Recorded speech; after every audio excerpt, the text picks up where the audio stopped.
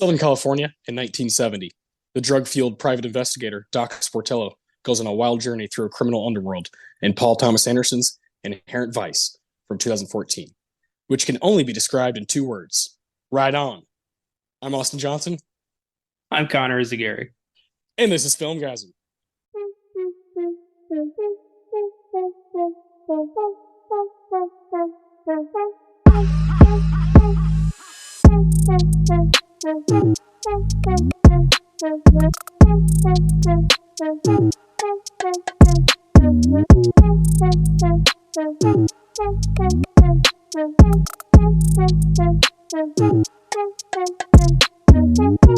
Hello, today we're continuing our top 10 films of the 2010 series with my number 8, Inherent Vice. So far, we've wrapped up all the number 10s, wrapped up all the number 9s, and today we wrap up the number 8s. So we're chugging through this list. I'm having a lot of fun with it. Adam will be joining us later on for the awards. But let's just jump right in, man. What's your history with Inherent Vice? Back in 2014, or it might have been January of 2015, Caleb and I went and saw this at the Alamo Drafthouse Lakeline over in Leander.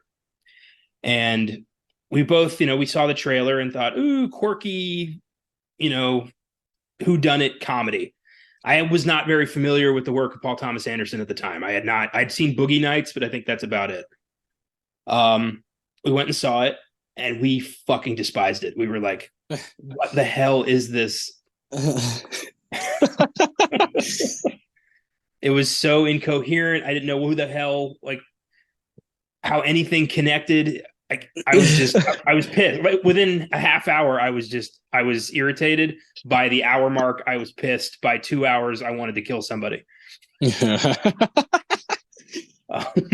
Oh, and that's fantastic. That was my last experience with the movie. And then we were doing an episode on, I think it was The Master. Yeah. Back on the old show. And I wanted to watch all of PTA's work. And Inherent Vice was just kind of there saying, did you hate me that much? So I watched part of it on the Roku channel, and then time got away from me. I only got a half hour in, but I was like, I'm getting it a little bit more now. And then I watched it again for this, and I was wrong. I didn't hate it. I didn't hate it as much as I did, but I still was like, what the fuck is going on? Who are these people? What does real estate have to do with the Golden Fang heroin people? It's not I'll save it. But it was very much I don't hate you, but you're still not invited to the barbecue. Okay. Yeah. You stay over here.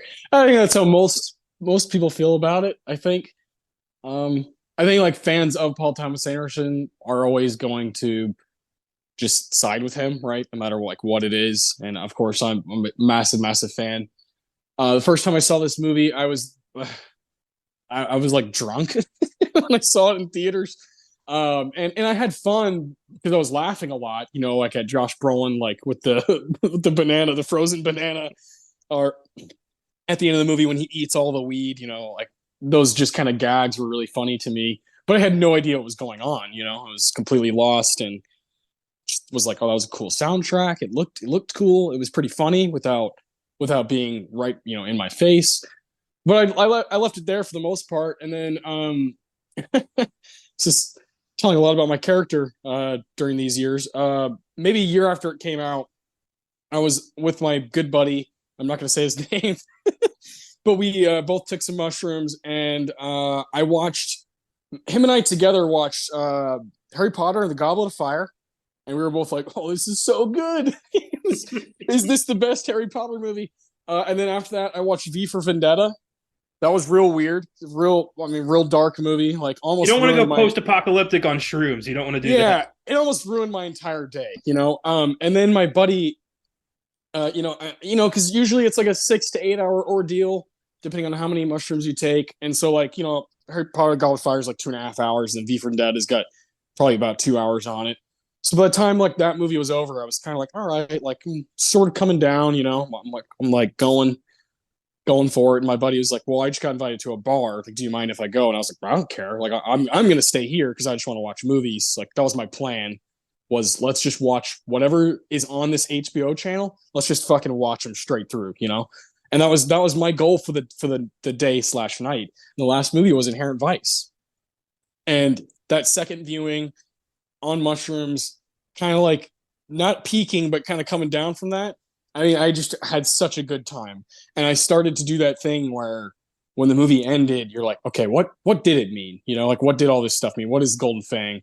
Like, obviously it's talking about capitalism. Obviously it's talking about the turn of the decade from 60s to 70s. But like, what does it all mean? And then I was like, okay, well, there's a book written by Thomas Pynchon. Let me check that out. I read it, still didn't understand what was going on.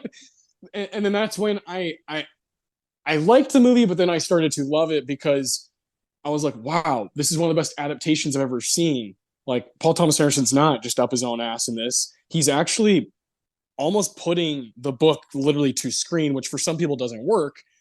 And then for some people it does, because you're like, oh, well, I love that book, or I'm a big Thomas Pynchon fan, you know, whatever it may be. But, you know, for me, I watched the movie first and then the book, which I've done many times. If I really feel connected to the story and the characters, I'll do that. And I did it with this. And ever since that viewing and that reading of the book, now I've like passed it around to different friends, the book, you know, and I don't even have it anymore. I don't know who has it, but it kind of went around my circle of friends, and someone has it and they probably were like, fuck this book, you know, but I enjoyed it. It's definitely for me. After that, I was like, who's this Thomas Pynchon guy? You know, so I went back and read the Crying of Lot 49. Also really, really confusing.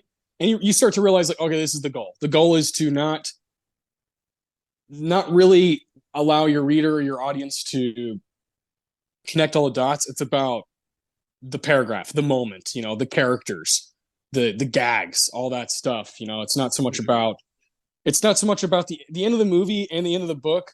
You want so badly to be like, okay, well, who was the bad guy? Like, what's the deal here? Like, who are we really rooting against? At the end of the day, it's like, you know, fuck you. Fuck you. You know, Okay. when Doc Sportello rides off with Shasta, you're like, God damn it. Like, is this real or not? You know? And so I've just fallen in love with it because I'm still trying to figure it out. I never will. I will never 100% understand what's going on, but I definitely think I have an idea of like what it represents and just kind of the symbolism of it all. But most importantly, I enjoy the ride. Point A to point B, I just have a great old time. I admire that about you very much, because I am definitely the party pooper when it comes to this kind of stuff. And I know that. And I remember during the pre-show of Inherent Vice at Draft House, they told us a little bit about Thomas Pynchon and his book, Yeah. and said that the book was notorious for being all over the place and confusing and unfilmable. Yeah. And I remember thinking, I remember, I didn't think like, oh, that's neat. What a mystery. I remember thinking, I think that means you're a bad writer. Like, if you can't get the reader from point A to point B, you're not mysterious. You're just bad at this. So I haven't read the book, admittedly, because Careful. I know I'm not going to like it. And I don't like writers who intentionally sabotage the story to make it weird and eccentric and crazy.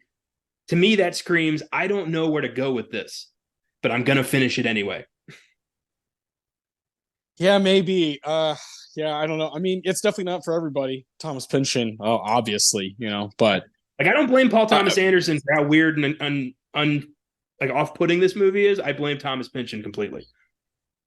yeah, so I mean, since I chose this for my number 8, and honestly, on any day of the week, like I might have it higher, I might have it out of my top 10, you know what I mean? But I wanted to include it on my list because I do think it's unlike anything else on our list.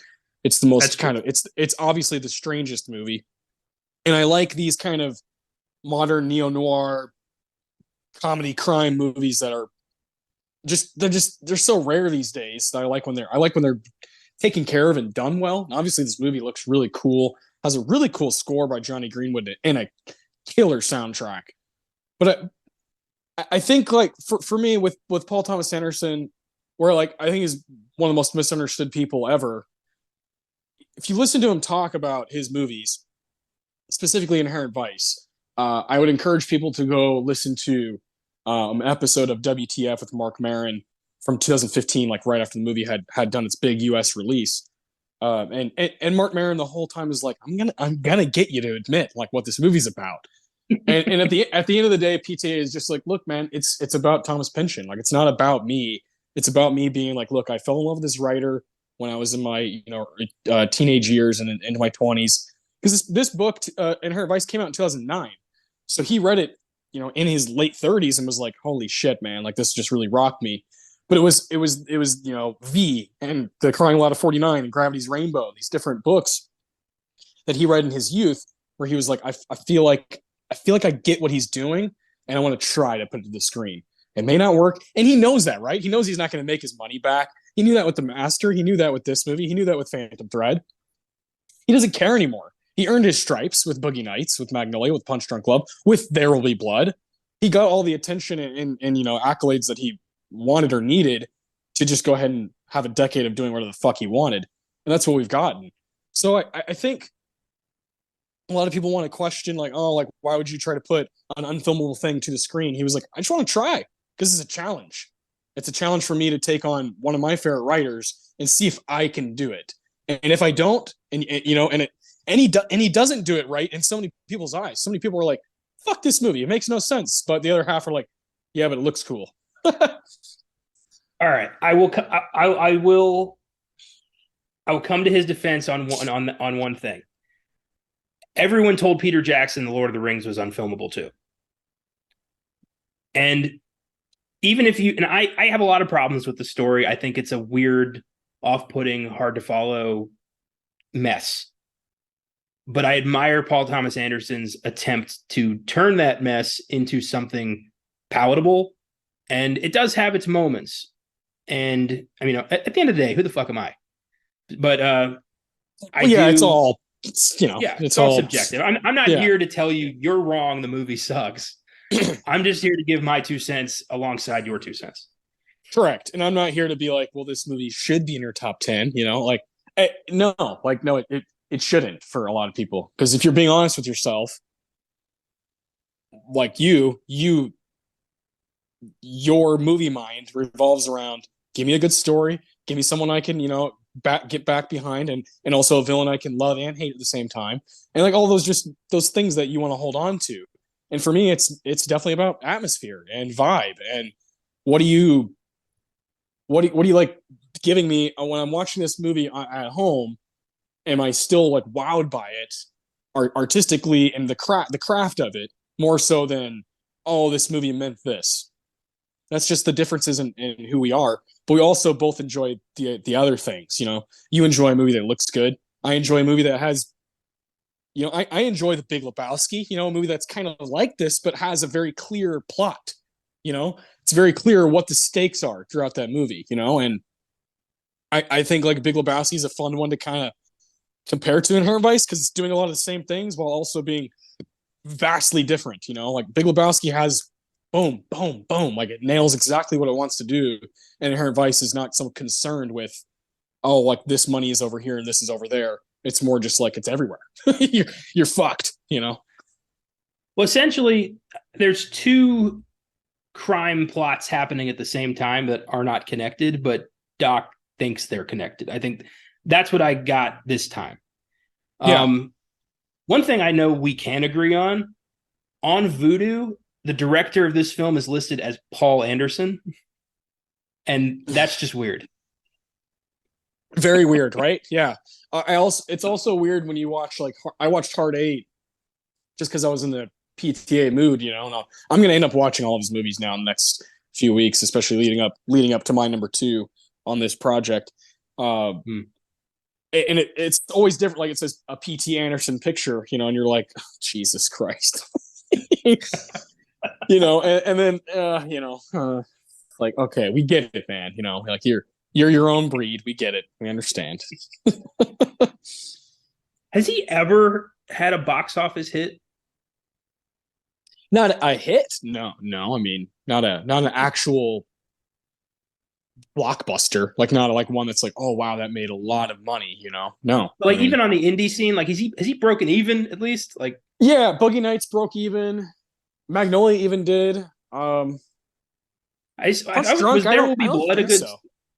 Was There Will Be Yeah, Blood a big success? I feel like that was I a good success. I think that's probably his most successful movie. I'm gonna look that up right now, actually. Just kind of curious, but I do have a like a really cool question to kind of get us going even more in like a fun place where I know you're gonna enjoy this. But as I was watching it, Inherent Vice this time, I watched it twice in the past like 4 days.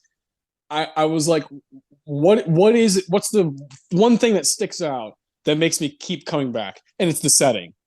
It's not the story. I love the characters, but it's the sun washed Southern California, weird ass LA and surrounding areas. I've always been fascinated by that. That's very clearly my favorite setting for a movie is like Chinatown. You know, like oh, just kind of grimy. Like look at the underbelly of Los Angeles and the surrounding areas. So my question to you is, what is your favorite setting for a movie? Oh shit. Oh, my favorite setting. Hmm. Um, Damn, that's a big question. Well, California is always, it's a very unique place. It's always California always changes every decade. Like, so you can have like 1980s California is very different from 1960s California. It's a very specific time and place. What do I like? You know what? Weirdly, Washington D.C. Ooh, great call. I was wondering if you'd go in the US or if you go like because you could even say space, you know, like the Yeah. great frontier. Like you could say that, you know. I don't know. I I love films that take place in DC because they're usually about corruption or some kind of government shit. Um, okay, all right. I think I do know my answer.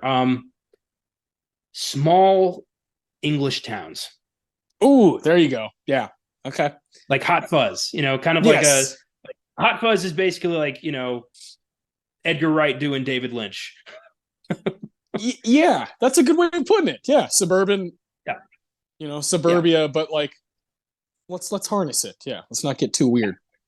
It's not London. It's England, but it's the quiet England that's shaken up by some crazy shit, whether that be a murder or a creature or just two mates having a big night out that gets out of hand. Like I like that. I like nice places corrupted by something that doesn't belong there. I like that a lot. That's a good answer, you know. Yeah, Yeah. in my mind when I wrote it down, I was like, oh, like I feel like he's gonna give a shout out. I thought you'd say Boston just because it's like God, you know, just great. I like Boston movies. I get sick of the accent pretty quickly. Me too. That's the key, right? Is like so many guys we think are good at it, but they're like horrible at it. You know, it's just fun to listen to for a couple hours. Of course, New York City is great. DC is a good call because yeah, you get like kind of like the journalistic side of stuff. You get the politics, you know, the politicians, you know, like you said, corruption. That's a good call. So I like that a lot. And then I think also one of the greatest things about movies is when you choose your setting. That would be the hardest part for me. If I were writing a movie, I'd be like, man, where do I want this to be? You know, because there's like that pride I have of like, oh, I'd like to make a Texan movie, but Yeah. also I love when I see a movie that kind of shows me maybe kind of like a weird part of Italy or this like kind of twisted part of Greece or some part of Europe that I don't know much about. You know, that's like the beauty of storytelling and plot is taking you to a certain place. So I've always been fascinated by Southern California, so I wanted to kind of bring that to you. So yeah, so DC and little English towns are kind of where you go. So working on my thesis, I got to watch a lot of movies that took place on the Mexican Texan border or like the Southwest border. Yeah, Films like Touch of Evil and Traffic. And that's such a cool, unique setting because you get a little bit of Mexico, a little bit of the United States, but a very oftentimes aggressive populace that is very opinionated in one or the other way. And mm. it makes for a very just tense setting. Even if your movies are like a rom-com or a comedy or a horror movie, that setting already puts you in a very tense situation. And I like that. I like starting from a dark place and just trying to figure your way out from there. Yeah, yeah. I mean, we just talked about Sicario, a couple weeks Yeah, ago. exactly. Yeah. That goes right up that alley of just kind of really unique setting, but also one that you got to be careful when you're going down. You don't know what kind of story you're going to get. Yeah. I was watching it with my mom, and my mom the whole time kept going like, "We are so close to there, like to there." The whole time, like, Oh yeah, yeah, that's right there. right. Yeah, yeah, yeah. God, I love movies. I love that they can remind you of like where you are or show you something you've never seen before. Uh, Back to when you were asking about PTA's movies if they're successful. So Boogie Nights and There Will Be Blood are, of course, the two most successful, maybe the two best. Uh, Boogie Nights made 45 million on a budget of 15 million, pretty good. And There Will Be Blood made 75 million on a budget of 25. So that's a good turnout there. That's not surprising, right? You got Daniel Day Lewis at the forefront. Uh, this movie definitely was kind of There Will Be Blood was kind of marketed as the No Country for Old Men, kind of like that rivalry, which it's really funny. I've always hyped that rivalry up, but I was listening to PTA again on Mark Maron, and he was like, "Can we stop? He's can't. They made a great movie. I made a good movie. Let's just let them both be, And it's like, well, but we don't do that. This is America. we put things against each other. We compare. We contrast. Yeah, we create strife where there isn't strife, just because that's the way we do things. Yeah, you got to pick one. Yeah. So That's why funny. I like that we're kind of like, all encompassing. We like all of it. We don't really do the, this or that, us and them shit. We don't do that here. No, I mean, I can't. Too many things I connect with are deemed like what. So yeah, like the whole, well, what's PTA's best movie? It's like, well, I mean, if you ask me today, I'm going to say Inherent Vice. You ask me tomorrow, I'm going to say Boogie Nights. You ask me a couple weeks from now when we do the Master episode, I'm going to say the Master. Because I'm going to watch that a couple times that week. So it all depends. But PTA, to kind of tie the two things together, is so good at telling Southern California stories. This is where he's from. This is where he lived almost his entire life. Uh, I mean, all the way, Hard Eight is, a Nevada story. It's a Vegas/Reno story. But then you go straight to Boogie Nights, which is like one of the best San Fernando Valley movies of all time. Magnolia takes kind of a similar setting, the Valley. Punch Drunk Love, also kind of that area, right? There Will Be Blood is about literally discovering what California has to offer. The Master, is kind of its own, it's its own thing. And then of course Inherent Vice is definitely playing with that kind of thing. The Master, what would you call that? Would you call it like a boat movie? Because they're on a Well, boat a lot. I'm looking something up right now, and if I'm right, uh, okay, Scientology started in Surely California, Florida, Florida and Florida. California. Okay, yeah, there you go. Right, yeah. So it's Lancaster Dodd. California's religion is the Master. So good, so good. I love that movie. I can't wait to do it again. It's gonna And be. every time I watch that movie, I'm like, is this a drama? Is this a comedy? Like I'm either like horrified or cackling, and I'm wondering like, what's it going to be this time? Maybe this time I'll be horrified. What do you want? Yeah, yeah. This the Master's so good and is one of those that it takes repeated viewings to figure out how you feel, or you're just fucking yourself over because you're gonna keep feeling something different. It's the best. Yeah, yeah. There's no way to kind of put a genre on really any of his movies. So that's one of my favorite things too. Inherent Vice is like a comedy, crime, mystery, thriller, drama. I don't know, romance. I don't know. Stream of consciousness. Yeah, yeah. Yeah. Lynchian. Yeah. There's some Fellini in Altman's. there for damn sure. Yeah, there's some Fellini, some Lynch, some Altman. Some Lebowski stuff going on. The Way of the Dude. Yeah, it's all great. Phantom Thread, of course, takes a really different turn for him. Going across the pond, right? Very different, but also one of his most effective movies. And then Licorice Pizza is like an ode to his childhood. So the guy obviously loves the surrounding areas of LA.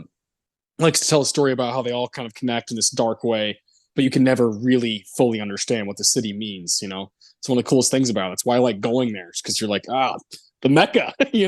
This is where movies come to live and come to die.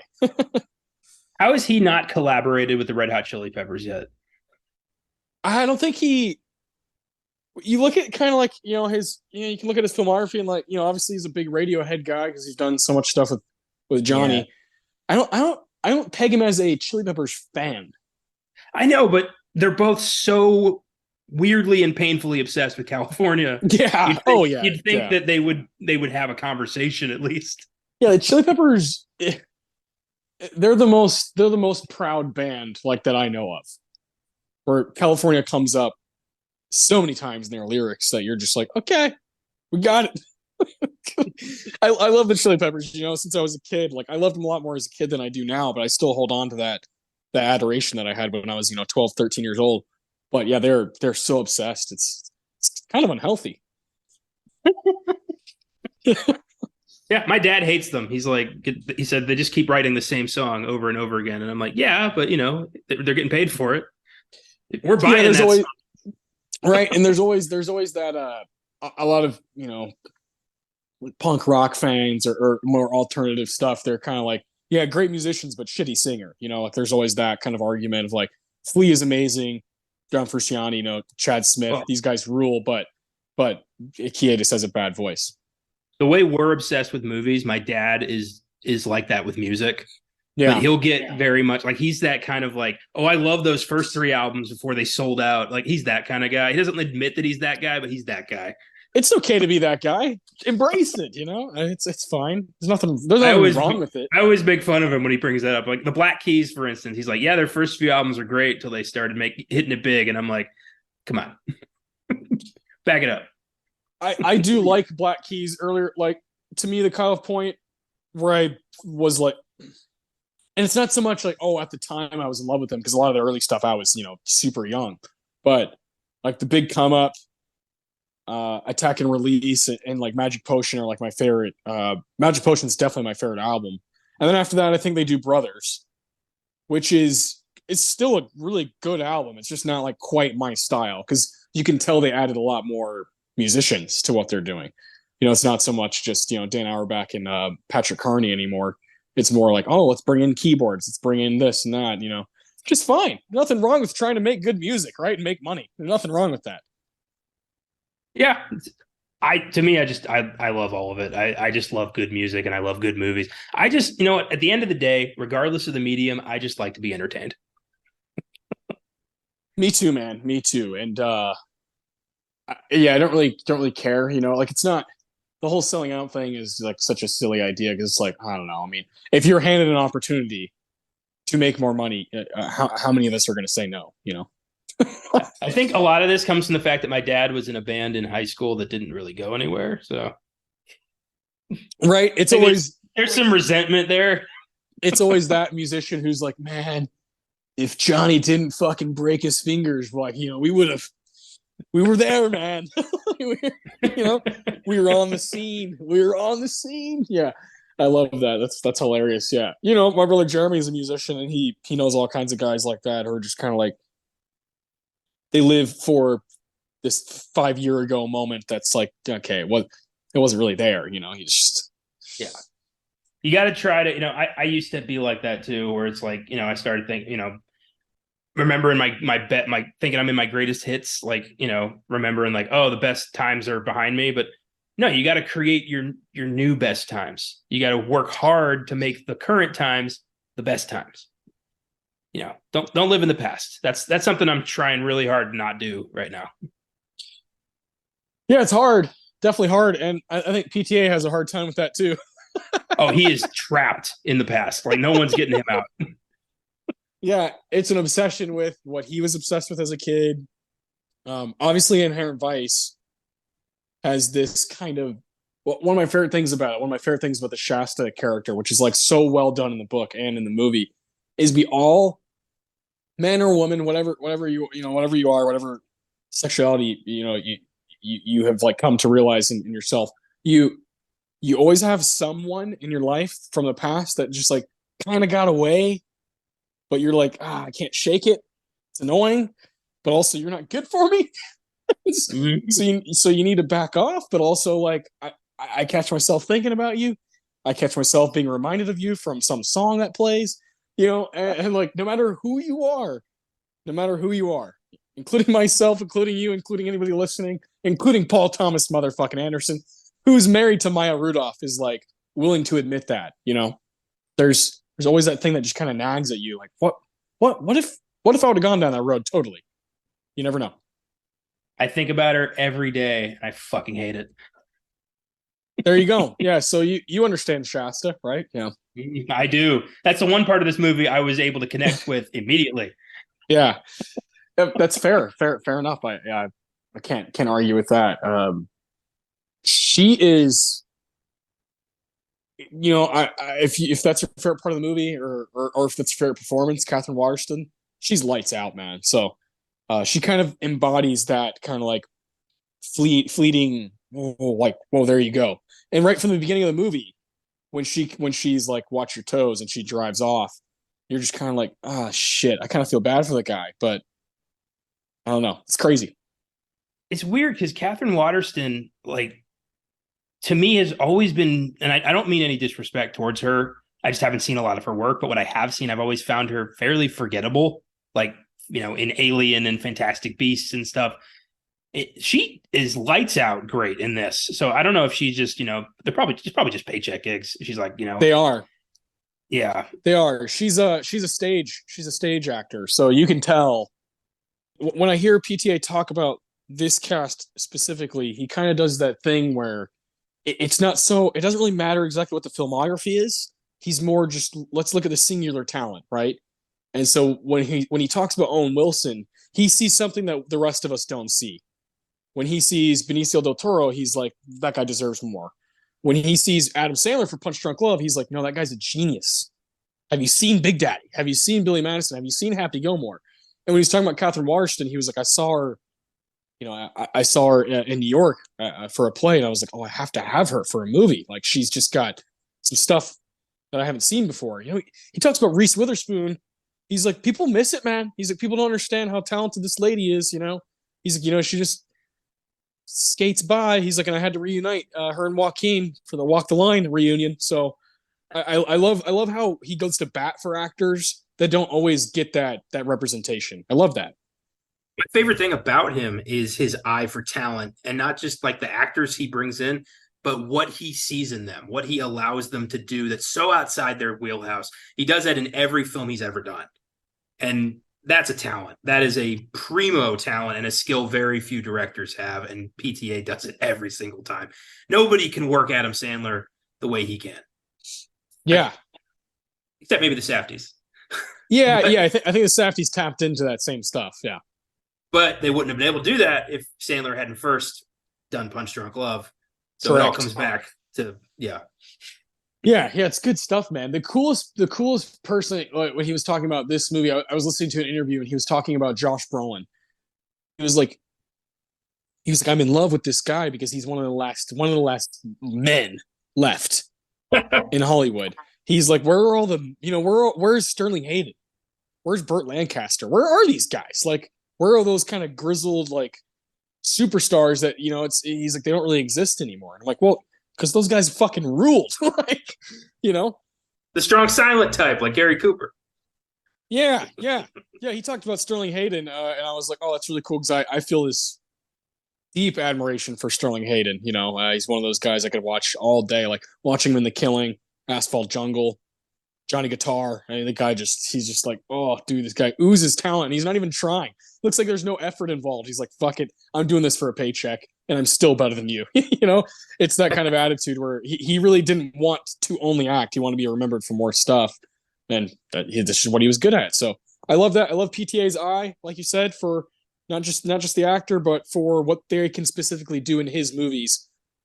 And with Inherent Vice, everyone in the cast says that even they were like, what's going on here?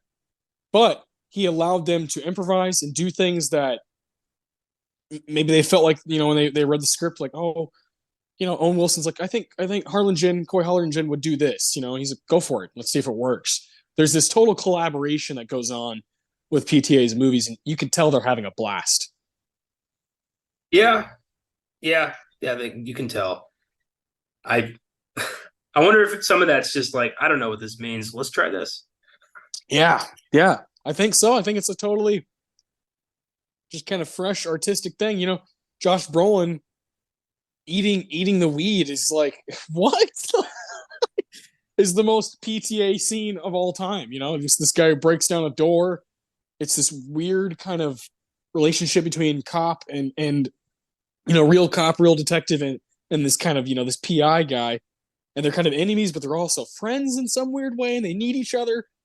That whole scene, just the comedic timing of it, and kind of what it means to the movie is incredible. Like to be able to do those both at the same time. Yeah, yeah. I do like that aspect of the movie. Their weird ass relationship. Fucking Bigfoot. Like this. Yeah, The names in this movie are so insane. yeah, It's almost like none of this is actually happening. This is just Doc spiraling, like with a bunch of drugs, like right when Catherine Waterston left him or something. Like this could all be in his head. I think, yeah. I mean, obviously he's an unreliable storyteller, and then the narrator, she's not really there. Like she's in the car with him, and then she's not in the car with him. It's obviously stuff that he's like hearing. It's obviously just kind of a conscious thing. Well, his whole like persona. I mean, I don't want to sound like a snob, but it's fairly obvious Chinatown is a big influence on this movie. Yeah, yeah. That's my best snob voice. And Chinatown. Yeah, obviously, yes. But specifically the way that Doc is portrayed as a terrible detective who is framed as a good detective. Because in Chinatown, Jake Gittes is a shit detective who doesn't figure anything out. He just acts like he knows what he's talking about. Yep. And Doc is very much that same deal. Who's like, he thinks he's figuring out all these connections, but in reality, by the end of the movie, he has fuck all. Yeah, yeah. And in the book, it's worse. Like the ending is nicer in the movie. It's like the biggest change that was made. There's like a few changes that like you have to do because PTA wrote this huge, like literally word for word script that was like 400 pages, and he's like, I mean, you can't do that. The movie's gonna be 9 hours. It's that like that's built for TV, so you had to take some stuff out, or kind of like put multiple things into one scene. But the ending is definitely different in that we do see him drop Coy Harlingen off to his family, to Hope and to Amethyst, to be with his family. And then we see him, whether it's real or not, we see him in the car with Shasta driving off after all this crazy stuff happens. It's a little different in the book, what happens there at the end. A little even more ambiguous, which is like, really? How? But it is. And how about Jenna Malone and Owen Wilson being married and having this daughter named Amethyst? What a cool name. Thinking of Rick Dalton, bunch of goddamn hippies. I'm kind of with him. I'm like, yeah, these people are annoying. Yeah, fucking hippies. I couldn't I take love when anybody named Amethyst seriously if I ever met. I couldn't do it. It's awesome. I love the scene when all the cops are like going out of their way to hit because they're like, you stupid hippie.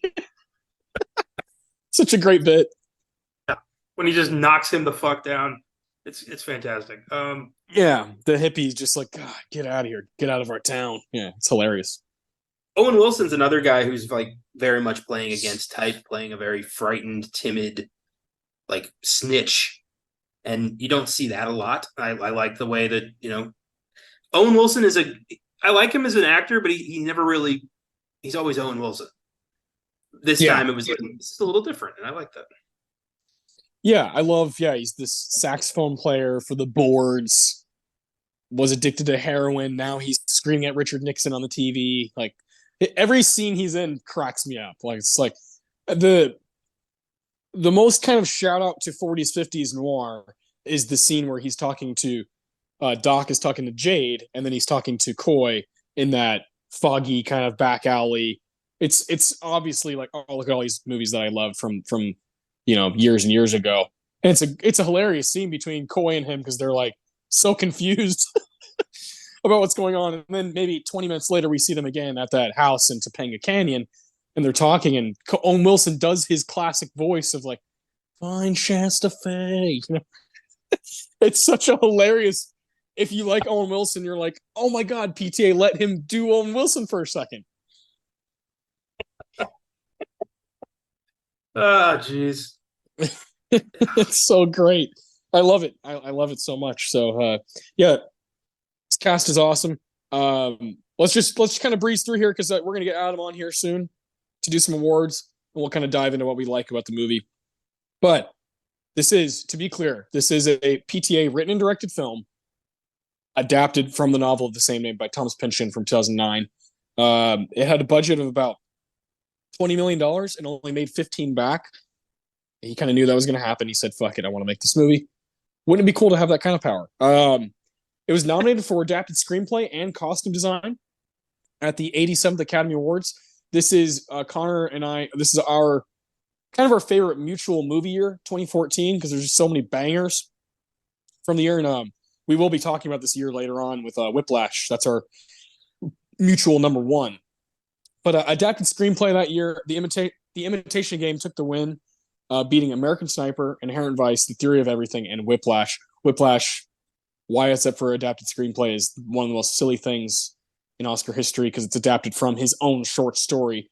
So Damien Chazelle makes no sense. But that is a really, really, really random category. I mean, all those movies are... Theory of Everything and Imitation Game are kind of similar in the way that they're kind of these, biopics or whatever. But American Sniper, while it's a biopic, is very, very different from those. Whiplash is its own like masterpiece American movie, and Inherent Vice is this wacko, movie by an auteur. Costume design. This is Mark Bridges, who has done the costume design on every single movie that PTA has ever directed. Taking the win was Grand Budapest Hotel, beating Inherent Vice, Into the Woods, Maleficent, and Mr. Turner. Random. Yeah, that adds up. Grand Budapest, in terms of costume design, at the very least, like all the technical aspects of that film are absolutely breathtaking. So I agree. It's a totally mind-blowing movie. Another one we'll be talking about later on in our countdown. I believe you and Adam both had it at number 4, so that'll be a ways down the road, but I can't wait because it's always good to have an excuse to talk about Budapest Hotel. This is a really interesting Oscars. I'm not going to sit here and be like, oh, it should have been up for a ton of shit. I do think I'll stand up for Joaquin and I'll stand up for Ray Fiennes in Budapest Hotel. We're just overlooking these really fun performances. So I really wish those two guys were both nominated. I'll stand up for Brolin for supporting. Yeah, Brolin is fucking awesome in this movie. Yeah. I'd probably take out. Oh, it's tough. Maybe Robert Duvall for The Judge. I just don't really think about that movie ever. But he was good. Yeah, but that movie had a like Lifetime movie of the week vibe to it. There's like it doesn't really belong here. Duvall, he was good, but he was not like he wasn't Tom Hagen. He wasn't like that was not a lights out performance. He can go. Yeah, it's not a 70s, 80s, classic Robert Duvall. But yeah, I mean, J.K. Simmons, you're not taking the win away. Ethan Hawke is awesome in Boyhood. Edward Norton is great in Birdman, and Mark Ruffalo is pretty good in Foxcatcher. So it's a tough category. Yeah, we love doing these little walks down Oscar memory lane because that's what we used to do all the time, right? If we were doing Inherent Vice on our old shows, it would have been on Oscar Sunday. And this is kind of what we would have based it around. So I always love just kind of visiting that. Inherent Vice has a 6.6 on IMDb, 74% on Rotten Tomatoes. And then it has like an audience score of like 51, I think. So not great. 3.6 on Letterboxd. We'll do a What's in the Box later on towards the end of the show. But right now I want to take a short break and then get into these awards. All right, we're back. Adam's with us. So, Adam, I'll open the floor to you. I'm going to fire a couple questions at you just to get you going here. First off, what is your favorite setting for a movie? Because Connor and I discussed, obviously I love like the Southern California vibe of like all Paul Thomas Anderson's movies, like Big Lebowski, Chinatown. Connor went with small towns in England, like a Hot Fuzz type movie where it's kind of like, oh, it's not London, but you still get kind of that banter that you love from British movies. He also shouted out Washington D.C. for kind of the political corrupt movies. Okay. But what jumps out to you? Okay, so you want me to choose a specific like city, not necessarily like no. Okay. I honestly like space could be an answer. Well, that's not my answer. I know. That's why I used it as an example. Yeah, space. Yeah, I mean, man, I'm gonna lose like so many like points for this, but like when a movie is set in space, my interest drops like quite a bit. Like it's just not that interesting to me. I mean, space is interesting to me. Like the vastness of it, the unknown, all that stuff. But just like I don't know, it just seems like we can kind of, I don't know. Yeah, there's like no rules here. We can just kind of do whatever. Like I don't like love that part. I don't know. Space is just not that interesting to me. It's as a setting, as like an idea. Okay. It's incredible. But I mean, LA is great when LA is used like Paul Thomas Anderson uses it. I don't love it when it's just like like high school movie that's just like clearly it's like shot in a high school in LA, and it's like that's not really using LA as a scene. Yeah, like, yeah. A character. But like I'm trying to think of I mean, like, okay, Boogie Nights obviously uses LA. Like, I mean, that's like perfect, right? A lot of Paul Thomas Anderson movies, they use LA. Like, it's like the grimy, the where people actually live part of LA, which I really like. The Valley. Yeah. Yes, which I really like. But I mean, New York is such a boring answer, but it's like I love when New York. No, it's not boring. Like, I saw Past Lives last night, and it absolutely blew me away. And it uses both Seoul and New York really well. New York specifically, really, really, really well. There's a lot of shows that have used New York really well. I think Louis used New York really well. Oh yeah, good shout. So yeah, I would say New York. Yeah, I would say New York is probably my favorite setting for a movie. For a movie, show, whatever. Like if you're watching entertainment, you can't argue with that. And especially for you and I being huge basketball fans, like it's the Mecca. It's where so much talent has come out of, and so you can like watch like a great basketball movie or documentary that's going to use New York, and it's great. Or you can watch Do the Right Thing, or you can watch like mob movies. So yeah, just kind of like, and it's fucking New York. It's like the melting pot. Well, exactly, melting pot, and then also like all of those things you just mentioned, right? Whether it's basketball, movies, TV, art in general, all have a rhythm to them, right? Music, and that to me, I feel that in New York, like each borough, each street, each kind of avenue has like a rhythm to it, a different rhythm to it, and I think that that comes across in art really, really well. For sure, yeah, great answer. I also talked about how I love when a movie takes me somewhere I don't know anything about. So you might you're kind of in the country of Italy, or whatever, some kind of European city, right? Or like I've never been to, different parts of Asia, even though I really want to. So like when a movie uses Tokyo really well, I'm like, man, what a crazy city, Obviously I know that. Like I know, and you just shouted out Seoul. Seoul's also a great place for movies. Yeah. You know how massive it is, but when you get to watch a movie kind of go in and out of the alleys and different streets and highways, it's like why we watch movies, right? It's like I might never go there. Why not go there right here at home? So I think it's a great. Go ahead. I want to make a very important distinction about that, though. I much prefer when it's the country when it's a foreign country depicting their own country and not an American depiction of that country, because it's always just loaded with stereotypes and completely alien to what it actually is like. Like Bong Joon-ho's South Korea is unbelievable to watch, whereas like I don't know, a film like Bullet Train I feel like is not going to depict. Yeah. So that's all I wanted to say. No, I think that's spot on, and I think it also I also hate when like movies do this is one thing I think the more movies did a really good job of, and it was when I was first kind of getting into like travel and like reading about travel and stuff like that, is when it's like when they make it clear that they're in a new city, like they go to Paris, right? They don't just like do the overhead shot of like the Eiffel Tower, right? It's of some side shoot. It's like it has the white and the kind of the infrastructure of Paris, so you realize you're in Paris and it puts that's in Paris, but it's not just like Eiffel Tower, we're in Paris now. And it's like, okay, Yeah, like, yeah, yeah. yeah, like there's Yeah. more to Paris than, than there's whatever, however many arrondissements. There's not like, we don't have to see just that one the entire time. So I really like that part of movies like that. That kind of show you like, not just like the like obvious, like, oh, wow, we're in Trafalgar Square in London. It's like, okay, let's actually like, let's see like some of the other parts of it. So see Southland. That's what I think, like The Gentleman does so well, right? It's like you see the kind of like Yes. different parts of Yes. London. Yeah, no, and it's so clear when a movie is on location or they're using some fucking drone to shoot, Yes. to shoot landmarks. So yeah, great answer. Great answer. What was that movie? What was that movie recently? The Ryan Gosling movie on Netflix. That was Oh God. so like the location stuff was so shitty. The Gray Man. Yes. It was so Yeah. obvious they were not in any of those places. I rewatched Raiders of the Lost Ark recently, and one thing I just really appreciated was when we go to Cairo, the pyramids aren't just right there. Because every movie that's made in America, whenever we're in Egypt, there's the fucking pyramids, regardless of what city in Egypt we're in. The pyramids are always right there. So thank you, Spielberg, for not doing that. Yeah. Yeah, talk about a good movie to rewatch right now before the new Indiana Jones comes out. Good shit.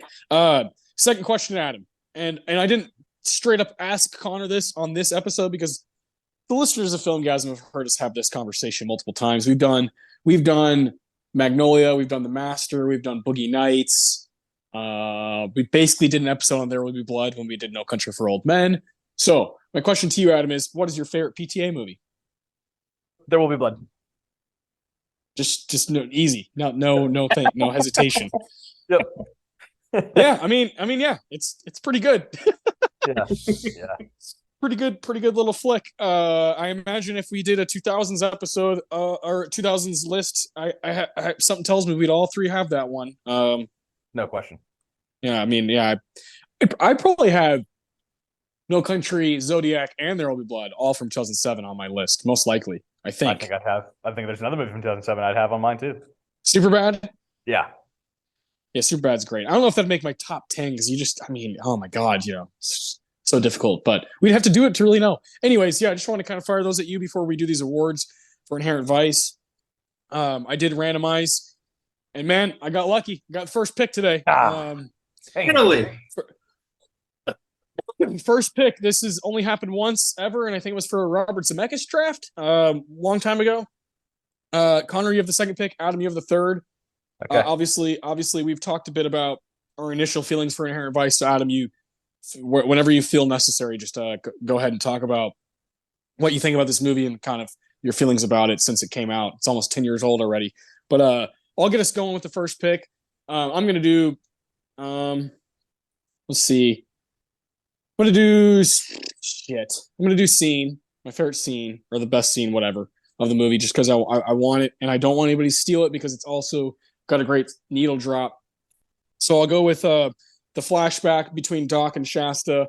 They're trying to find some dope, and Neil Young is playing in the background. We get a really cool scene of them kind of walking in the rain, and they're looking for this certain address, and it's not there, whatever, And you got the good narration going on behind them by Joanna Newsom. Just Journey Through the Past, Neil Young, great track. Also represents the scene really well. I've always been enamored by that part of the movie because it reminds you that this is ultimately a love story. It's ultimately about a guy who's like, shit, I'll never have that back. I'll never quite be as happy as I was with her or as toxic as I was with her. So I love that scene so much. I think it speaks volumes to just kind of the craft and skill of PTA. So I'll take that. Connor, second pick. That was I was gonna go with that for my music moment, so that is now stolen. Yeah, see, it's the coolest song in the movie, and it also just so I was like, I want to go ahead and knock kind of two birds with one stone, but there's plenty of other soundtrack moments that I like enough to spread the wealth. I'm gonna go with Line. Oh boy, here we go. I had three really good ones written down, but there's one that just had one of the best character introduction moments I think I've ever seen. It's when we first officially meet Bigfoot, not in his weird real estate ad, but when he goes to pick up Doc for the murder, And our narrator, how do you pronounce that? Sortilege, Sortilege. sortilege. Yeah, I guess he calls her like Lage multiple times. Yeah.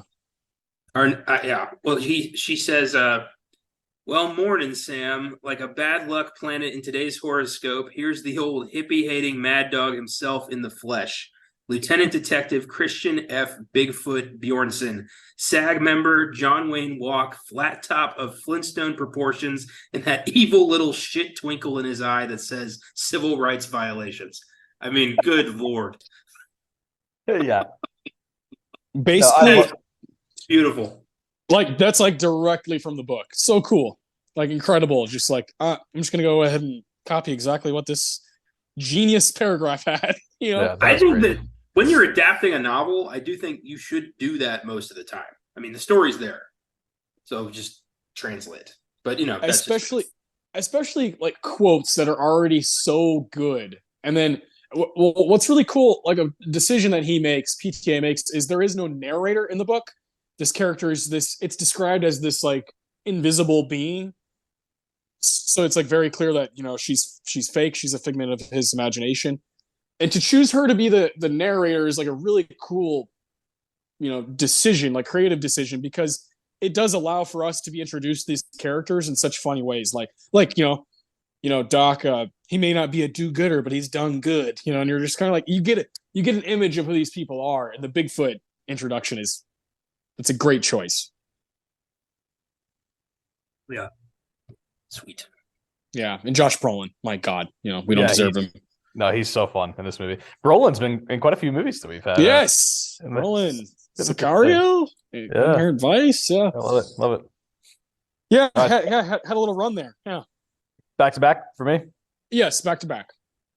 Okay, this is good because I'm getting my first choice. Well, I'm with you guys that I think that Neil Young bit and that whole scene is really good. But I'm gonna go with performance and music moment for both my picks. For performance, I'm just gonna go with Joaquin Phoenix, number one pick. For me, the entire movie rests on his shoulders. I feel like he's in basically every shot. It's pretty incredible, and it's different than some of his other stuff because I'm not like a huge Joaquin guy. I maybe more. I mean, he's a fantastic actor, but I think it's maybe more like sometimes I don't love the faux like. You know, I'm troubled like artist like thing that I don't know. There's something about his personality that I'm like not like a huge fan of, but I love some of the roles that he's taken on. I think to have the range to play the assortment of characters that he's played is really obviously impressive. He's one of our greatest living actors, really, and I think he's great in this movie. And at times seems like this, you know, just like doofus kind of like bumbling idiot, and then at times like this really sharp, you know, observant guy. And you can see why people both love and hate him. So I think I would go with Joaquin Phoenix for my performance. So great pick. For my next pick, I'm gonna go. It's early in the movie, but I'm gonna go music moments. I'm gonna go Vitamin C by Can. As that's playing, as like we're kind of getting introduced to kind of the world and some of the characters and stuff like that. That's just an awesome song. So that was pretty easily my music moment if I could not get the Neil Young one. So those would be my first picks. Great pick. I love that song. I mean, that's the, you know, we have this intense discussion between Shasta and Doc, and then when she drives off and you're kind of behind him and he's like, you know, just this at this time looks kind of like a bumbling fool on the beach, just a hippie, and that song kicks in. And it doesn't just kick in for the duration of the song. The song by Can is like 2.5 minutes, but the song they allow the beat to just keep moving, you know, that boom, boom, you know, like percussion. And then like when he's on the phone and he's like, hey, how can I find this fella? How can I find this fella? Like, how can I do this? You know, it like continues kind of in the background. So it's like this really cool transition into his world, like you said, and kind of what he does at home, which is smoke pot and talk to people on the phone. And on this really cool, you know, Gordita Beach is a fictional, it's a made up place, but I want to live there. Shit, man. Is there any history behind the naming of Gordita Beach? Did he name it after the freaking Taco Bell like thing? Like that would not shock me if he did that. I don't know. I mean, yeah, the book came out in 2009, so that could check out. I don't know. I don't know. Gordita is a funny name. The cheesy Gordita Crunch, you know? Did he? Yeah. Like, Gordita Beach. Yeah. 1970. Connor, what does the character Dennis say at the beginning of the movie when he's like Mothra says to Godzilla, man? Let's go eat someplace. Yeah. I almost picked that for my line. That's the first one I wrote down because I'm like, that's fucking cool. I like It's a great line. Yeah, let's go eat some place. Fun fact: that guy, this is the first movie he was ever in. What? Damn. You get to be Joaquin's best friend, like in a movie, like for your first go with Paul Thomas Anderson. Wow, it's fortunate. A few months back, for one of our last episodes of Beyond the Bad, Caleb and I did I'm Still Here. And it has been really, really hard for like that movie was so detestable. It is really hard for me to like Joaquin Phoenix in any kind of way. Even though I know that was all fake, it was just so fucking stupid that it's really hard for me to take him seriously anymore. Fair. I'm not gonna argue that. Yeah. I mean, I'm kind of in a similar boat as both of you guys. Like, there's things about him that annoy me, but when you have a run of The Master, Her, and Inherent Vice, I kind of just Yeah. let the work speak. The dude's a rock star. He's incredible. So I can't really take anything away from him, right? He's the man, and all that shit aside, obviously PTA sees something in him that most directors also see, and to me, got the best shit out of him, especially in The Master. My God, he's just incredibly good in that movie. So we will be doing The Master later on, and we'll be doing Her later on in this series. So get a lot of Joaquin on this list. Connor, you have your second pick. I am gonna snake Brolin for performance. Totally fair. Yeah, Josh Brolin. I mean, where do you want to start? You want to start with sucking the frozen banana? You want to start eating the weed? What do you want to do? I may go back to the banana for a later choice. What I want to talk about is the fucking Japanese pancakes. Hi. When Caleb and I saw this, for like months, we would yell "Muto, Muto Panakeko" at each other because for some reason we thought that scene was the funniest shit. It is. And anytime I see this movie, I'm reminded of that happy memory. So I love Brolin in this as just this completely unhinged cop who's like dirty, but also weirdly has some kind of like personal code. He's a fucking walking hypocrite who just thinks, he hates hippies to death. And his name's Bigfoot, and I would love to know why he's called Bigfoot. It's probably because he kicks fucking doors in with one kick. Oh man, it's a performance unlike Brolin's anything he's ever done before, and he's the light of this movie. Yeah, and has that thing, we were talking about earlier, PTA, when he talks about Josh Brolin, he's one of the last men left in Hollywood, and you can feel this kind of the whole like John Wayne thing. You can kind of feel that Josh Brolin could have lasted in any decade, whether he was like a cop in a 40s, neo-noir film or whatever, you know what I mean? Like he could have just figured it out. Whatever the setting is, he's there. Yeah, he's got this everyman's actor quality about him that like you can see him testifying before the HUAC about communist sympathies. Like I can picture that. Yep. You can also picture him modern day fighting the battle on the border, in Sicario. Like he just has that thing. He's handsome enough to be like, whoa, I can't stop looking at that guy. But he's also, like you said, everyday man kind of looking that you believe it. So, yeah, he's a one of a kind talent. Very cool. Yeah. Okay, so that's your second pick. Let's see here. I'll have two in a row. So I just picked my favorite scene. So I can save performance for later. That's fine. Let's do "Here Come the Hodads" by the Markets. For song best favorite needle drop. This is the song that plays when Owen Wilson Owen Wilson is at that house in Topanga Canyon with the boards, and there's kind of like the Passover, Last Supper like photo when they're like all eating pizza. But before that, when they arrive, Doc and Dennis Jordan Christian Hearn is his name, the guy who plays Dennis. And Joaquin, they pull up to the house and they're kind of like walking in, they're on acid. That's the song that's playing, and it's like kind of almost counterproductive in that moment. If you're like, wait, why is that song playing? And they're going into this kind of wicked, rowdy, kind of house party with this, here come the Hodads, like kind of fun, jolly song is playing. But then you watch the movie over and over, and you're like, oh, that's like the most genius pick of all time for these two guys to be rolling up on this party. And then that whole scene is so much fun to me. When Jade runs up to him and is like, fucking Hong Chow, dude, she's so good. I wish I had the decision making that she has. The like movies she decides to be in are so cool.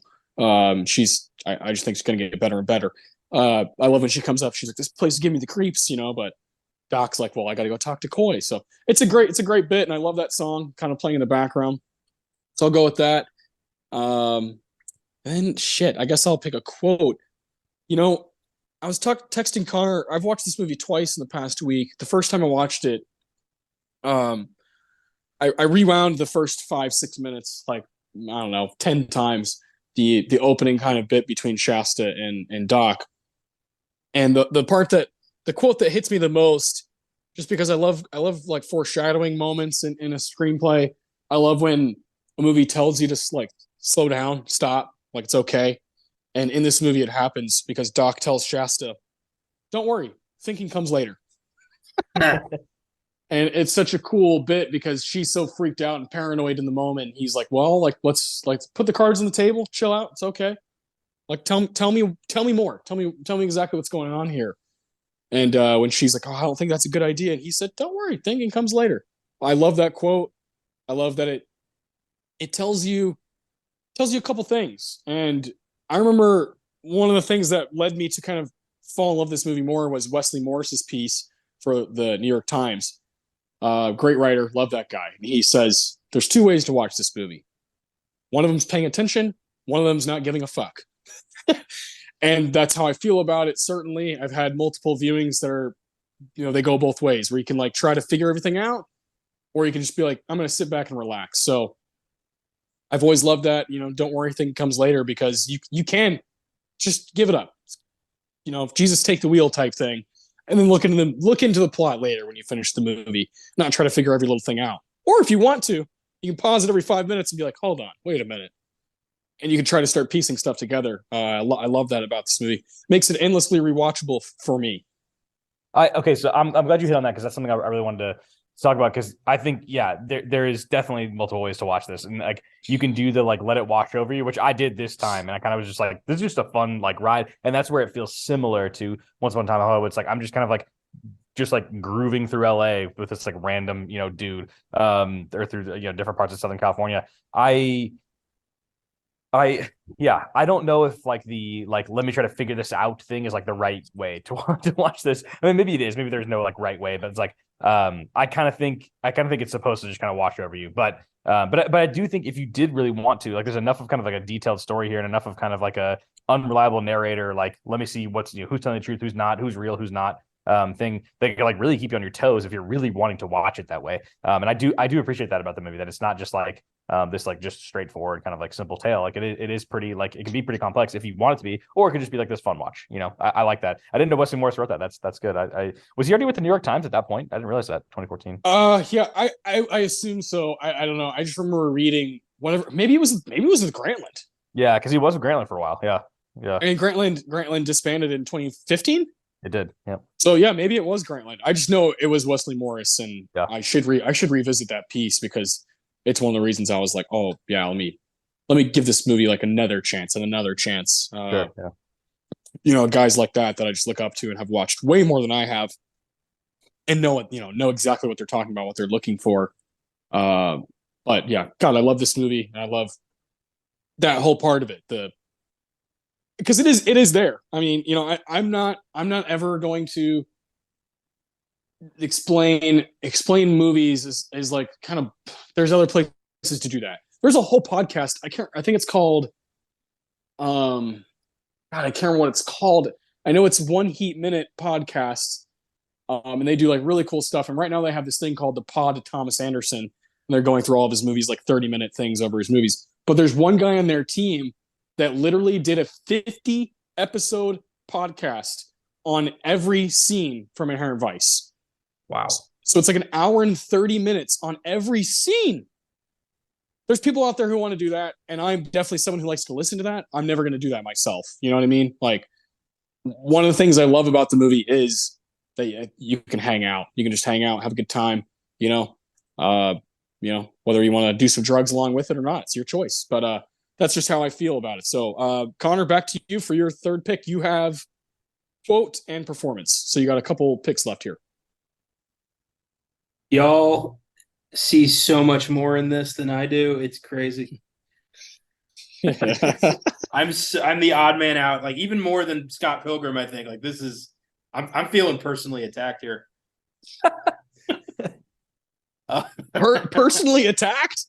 I'm not in a safe space. Oh.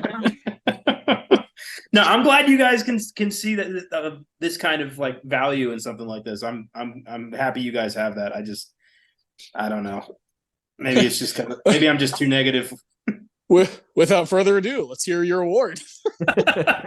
Yeah, great. Yeah. I'm gonna go with music moment. It's when Doc, after he gets knocked out at the Pussy Eater's place, and wakes up in the desert next to a body.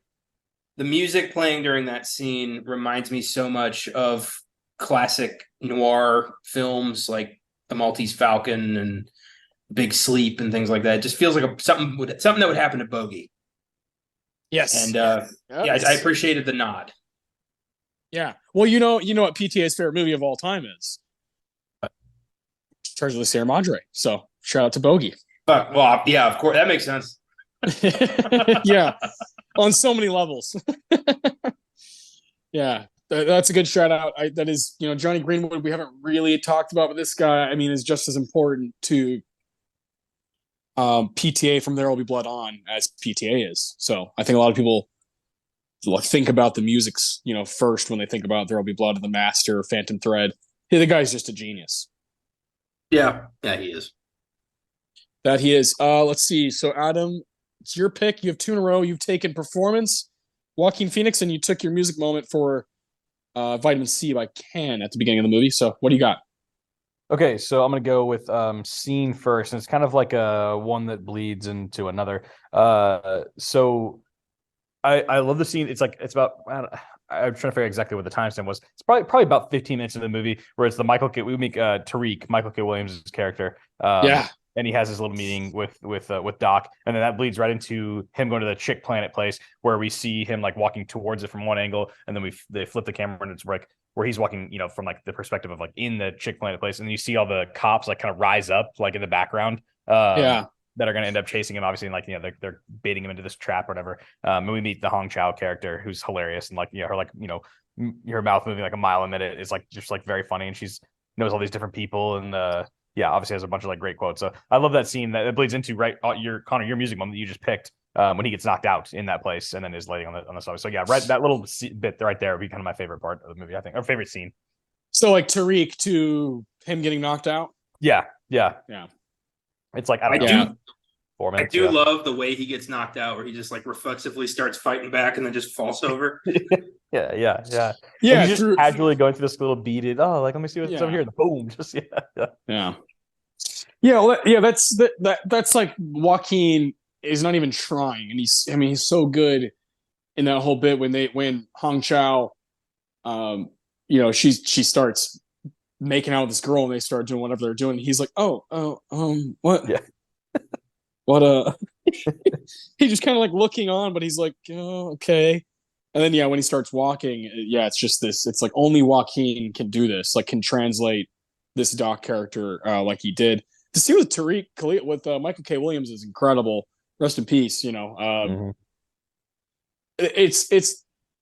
It's that kind of heat check stuff that PTA gets nonstop throughout his career. These guys that just come in and just absolutely lights out, for like little 5-minute bits. And I would have loved, in the book, there is more Tariq.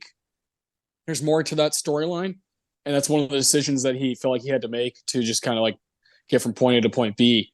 But I could have done with some more Tariq. I thought Michael K was delivering those lines like perfectly. There was this Aryan dude in person. We still got some business. Just kind of like, what? Like, where is this guy from? It's really good stuff. So I like that. Last pick. Okay, my quote. Yes. Pull it up in full so I don't mess it up here. Okay, so this is between Doc and Sancho Smilax Esquire. Yes. Benicio del Toro's character. Yeah. Doc Martello says, referring to the Golden Fang and the ship, and then Sancho says, "Man, they removed any traces of soul she once had. It's a horror story." Doc says, "Are you emotionally involved with the boat? She's not just a boat, Doc. She's much more than that." That scene is incredible at that weird restaurant. Yes. And the waitress is like, "You're going to want to get good and fucked up before this meal." Yeah. yeah. That's just like one of those kind of disorienting, like, yeah, just kind of classic LA. Like that could be in so many kind of like LA shot movies, like, two guys in like a weird restaurant, somewhere in the valley, probably, talking about just some like random shit. I love that scene. Yeah, it's great. And then they're talking about the actor, and he grabs the picture off the wall and is like, "This guy?"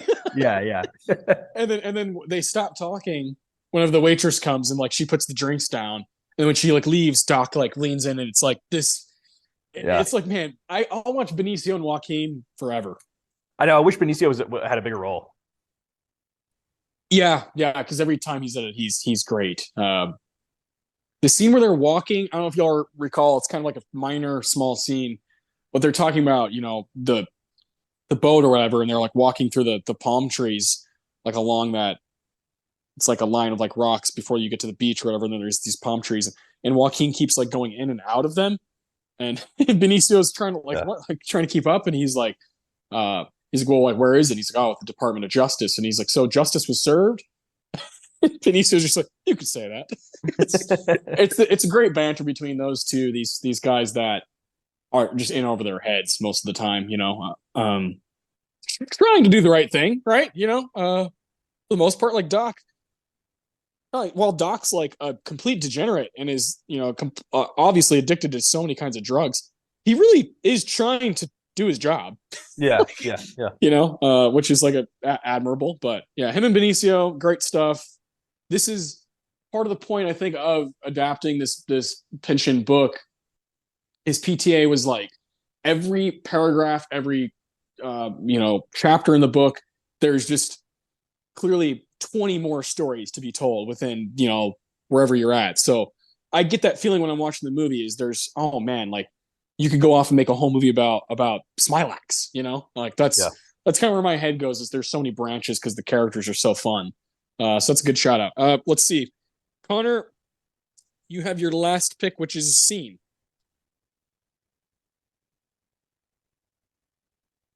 So I have written down Bigfoot suggestively eating the frozen banana. Yeah. I have that written down. But nothing wrong with that.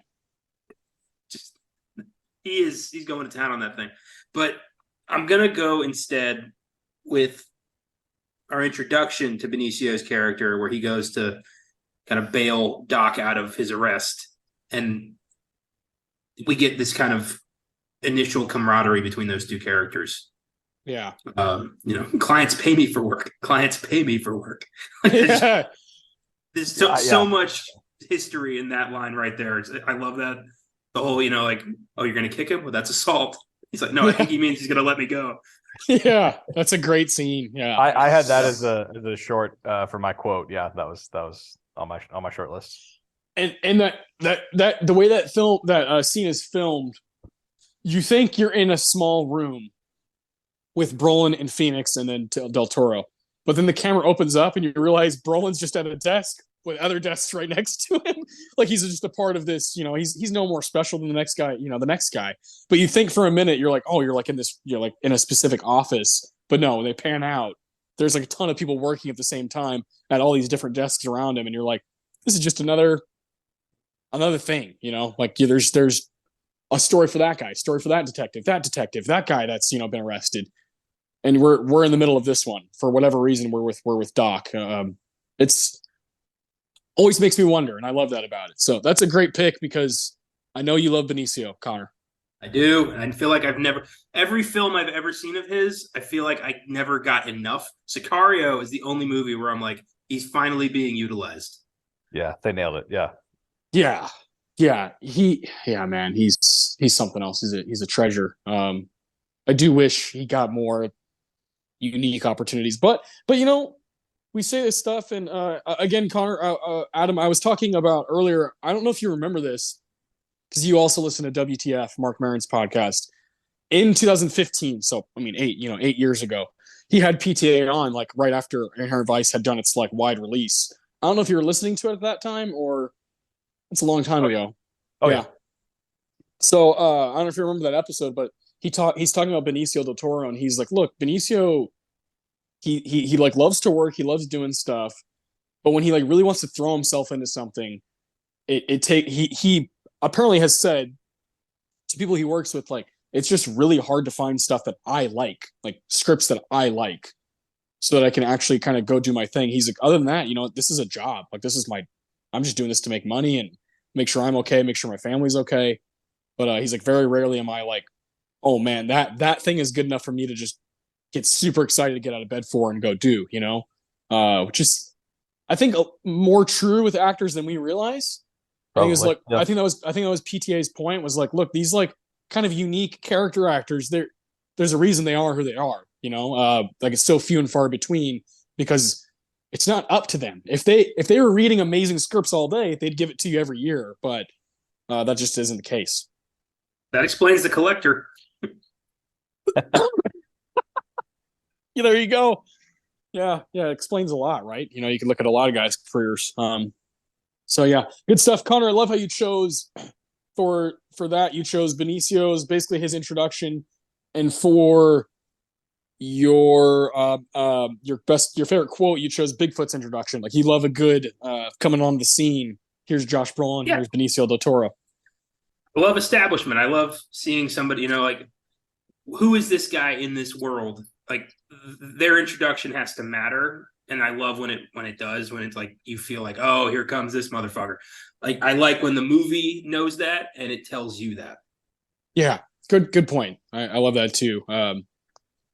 If anything, you can hold on to that with Inherent Vice, right? You don't like what comes after, but you like how they start.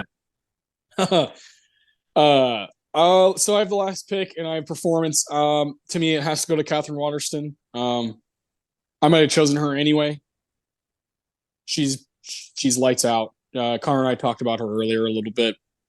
This character, Shasta Faye Hepworth, first off, amazing name, fantastic name, very old Hollywood. Great name. Yeah, very, very, very kind of old Hollywood, golden era, and she's just got something that is working on all cylinders in this movie. She's not in it a lot, but every scene she's in is huge. Right from the very beginning of the movie, and then she comes back, and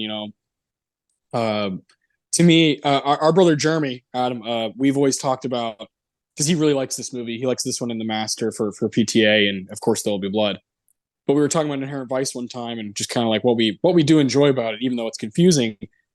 We were both agreed that the sex scene between Doc and Shasta is like probably the most realistic we've ever seen, where it's not, I don't know, it just doesn't feel forced at all. It feels like this thing that would happen between these two kind of toxic characters, these two people that shouldn't be together, but also they're both thinking about it. It's like this fleeting, oh my God, the one that got away type thing. And I just think she's like remarkable. Just the way she, grabs the beer for him or whatever, and like slowly starts to undress in that scene. And you're kind of like, man, she looks like a girl from a magazine in the 1970s, but also Catherine Waterston, like she's talented now and like works on the stage now and is very well respected by her peers. And so I just think she's lights out. And PTA always does this shit, man. Like, he just finds people that you would have no idea from their filmography before or after the movies come out that they're in, that are directed by him. You just had no idea that they'd be able to do this. And she kind of fits that bill for me. I'm not in love with a lot of stuff she does in the movies she chooses to be in, but this movie, she's amazing in. Yeah, I'm no with you. arguments here.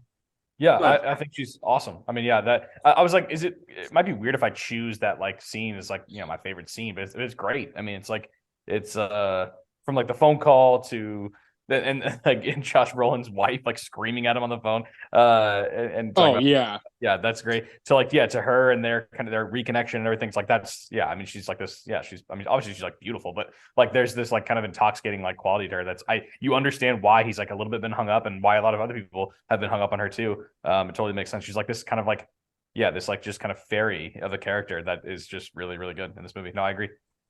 Yeah. Shasta Fay. Yeah, she's amazing. So yeah, I mean I love this movie to death, and I could talk about Joanna Newsom I think is awesome in this movie. Um, I think Reese Witherspoon is awesome. Fucking Eric Roberts, Michael K. Williams, Maya Rudolph, Hong Chow, Benicio. Like everybody's just working. Jenna Malone is awesome in that scene. That's like a really cool scene when she's she's describing like why the Golden Fang. They do this thing where they sell heroin, and then they also have these dentists. So like you have to come back, and ultimately they're just making money hand over fist over and over, and you kind of start to understand what the Golden Fang represents. How about Martin Short? We haven't talked about him. Yeah, I was just about to say, like, I think Martin Short nearly steals the show. Yeah, I mean that scene. It's. I mean, PTA. I think there's a reason he does cocaine scenes so well. I mean, that scene is like unbelievable, and there's something wrong with your couch, and for him to like run off and like just drop his trousers before he even gets to the door is like such a choice. It's such an incredible comedic choice. This movie gets flipped upside down during that scene. You're like, holy fuck, this is out there, completely out there. And when Joaquin walks through that door and sees all like the dental work happening, he's like, what the fuck? And this is the address that he runs into that they were trying to find when they were trying to find dope. Him and Shasta and his what do you call it? Fucking flashback. It's like such a cool way to kind of tie in all that stuff. It's a moment where if you're really paying attention, you're like, okay, I can get down with some of this. Like it sort of makes sense. Sort of. sort of. Yeah, sort of. But Martin Short's great. Keyword. That introduction to him is awesome. That's a really fun scene. Yeah, great. I mean, this dentist who's just fucking on one. He's great. Anybody I'm missing? I mean, Maya Rudolph, the wife as Petunia. Yeah, there's a really cool bit whenever I can't remember that girl's name, but she's the one who's like, she's like, oh, I prefer it that way when she's like two at a time. It's this kind of like sensual scene. Yeah. Yeah, that was former porn star Belladonna. Yeah, I can't remember her name in the movie. Yeah, I didn't want to say that, but there you go, Connor. Thank you. I know because I looked. Yeah, I'll she's incredible. It's like there's a very clear shot of her, like her skirt comes up a little bit, and you're like, oh, okay, PTA, see what you're doing there. Clancy Sharlock. There we go, Sherlock's sister. Yeah, that's a funny scene because Doc's like mother, sister, and she's like sister, and he's like sister. He's just high off the fucking nitrous, yeah. Yeah, and so they start sharing drugs or whatever, and then when she leaves.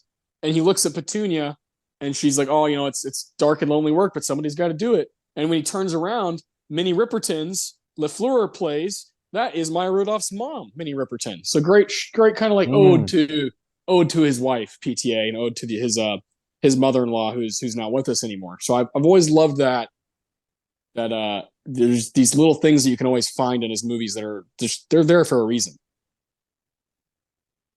Yeah, that's a cool. I didn't know that. That's neat. Yeah, Maya Rudolph comes from Glory. Minnie Riperton's the fucking shit. I want to shout out Timothy Simons, who plays Agent Borderline. Yeah, dude, the one who picks his nose. Yeah, I love him. He plays roles like this and a bunch of different stuff. I don't know if you've ever seen Yes God Yes, but he plays this like he's like the like preacher that's like ends up getting in trouble like for looking at porn or whatever. But he's such a good character actor in movies like this. He's done some kind of like old Hollywood stuff too, but I thought he was great in this. The Reese you mentioned Reese Witherspoon earlier. There's a couple scenes of the two of them together that are certainly like a kind of a harkening back to like their Walk the Line days with Joaquin and Reese. I thought that was really cool. Oh yeah, Reese is awesome, man. PTA describes her as Mark Maron in that podcast is like, how about Reese Witherspoon? And PTA is like, oh man, she's the business. The business. It's so cool. Like for someone to call you the business is Also, fucking sick. I hadn't watched this in a while. I'd forgotten. For some reason, Owen Wilson was like a cameo in my mind. I forgot he like actually had like a role, Yeah. Yeah, he's in it like more than I had remembered. Which was great, welcome addition. But yeah, I really like that. And then I made this note at one point, and at times this movie and like maybe a couple of PTA's movies feel just like a grimier Wes Anderson movie, like with like the different people that like who've been in both of them. Obviously, both last name Anderson, but like I think it just like kind of feels like this like less pastel colored Wes Anderson movie at time. Obviously it's adapted from a novel, and Wes likes to write a lot of his stuff, but yeah, I don't know. Like, does that make any sense to y'all? Like this? Oh yeah, for sure. I totally see that. I've always found fascinating between like the two Andersons, just kind of their trajectory or whatever, and I've always found it to be interesting because they both work with a lot of the same people, or they switch or whatever. Like obviously Owen Wilson is a Wes Anderson guy that PTA was always like sort of jealous of, like shit, I want that guy. So Connor and I were talking earlier too about PTA's eye for not just talent but like using them the right way, or using them like believing in them. And obviously he's very like what he does with Adam Sandler and Punch Drunk Love after his 90s run in comedy. He just sees stuff as a fan rather than like, I'm a director. He's like, no, like I see an energy that they have. He was like, I saw him turn it to 11, Adam Sandler in Big Daddy or Happy Gilmore or whatever. He's like, I think I can use that for like a romance story, and it worked. And with Owen Wilson, Connor and I were saying like he allows him to kind of go outside of his box, but then he occasionally is like, be Owen Wilson for just a second, like just like Shasta Fay, that whole that whole bit is so good. Also, Adam, this band, the Growlers, right? Yeah. They play the boards. The other guys in the band that Owen Wilson's with. Okay. And the what's the other band name? Spotted Dick. That's the Mystic Braves, great band too. Okay. There's one of my biggest gripes with the movie that I thought would have been really cool is in the book the boards are like a huge deal, and it's almost like when you're reading the book at times you can like feel like they're playing and they're like a big part of Doc is like a fan of theirs or whatever. It would have been really cool to see the Growlers play in the movie as the boards with fucking Owen Wilson on the sax. That would have been so sick, but it's just one of those things that got cut or whatever. There's tons of stuff. I mean, Jillian Bell's in this movie. Yep. You just keep Anders Holm, the guy from Workaholics, is one of the cops that like hit. Oh man, great stuff. I love this movie to death. I'm sure when we stop recording, I'm gonna be like, oh fuck, I forgot to shout out this part. But it's a 2.5 hour movie. It's long as shit. Unfortunately, it's not streaming anywhere, so we all had to kind of like we rented it. Or no, Connor, you bought it, right? I bought it for you. You're welcome. Thank you for that. And what were the other movies You got 3 for 15. It was a 3 for 15. Inherent Vice is 13 on its own, so I was like, we need it, so fuck it. And the other two I got were Ocean's 11 and Yes Man. Oh, hey. Huh. All right. What kind of bundle is that? Yeah, what's Ocean's 11? It was like it was a studio deal. So I think it was I don't remember the studio behind Inherent Vice, but it was like usually I think it was Fox. Yeah, I think what the fuck? That is the most random 3 for 15 I've ever heard in my life. You looking it up? Yeah. I am. Yeah. I like to buy films that I'm probably gonna want to put on randomly, but sometimes like there's a few movies in there that are like were podcast purchases that will probably never be watched again, like The Mission. Hey, Mission was all right. Had some good music. And then you'll probably watch Ran again at some point. Yeah, I'm sure one day. I mean, it's long, but dang, I don't think I realized how little money this movie made. No, lost money. Warner Brothers, the production company. Okay, Deb. WB, baby. Yeah. All right. Well, yeah. I mean, yeah. You got to know you're going to lose money, and I don't think PTA gives a shit anymore about.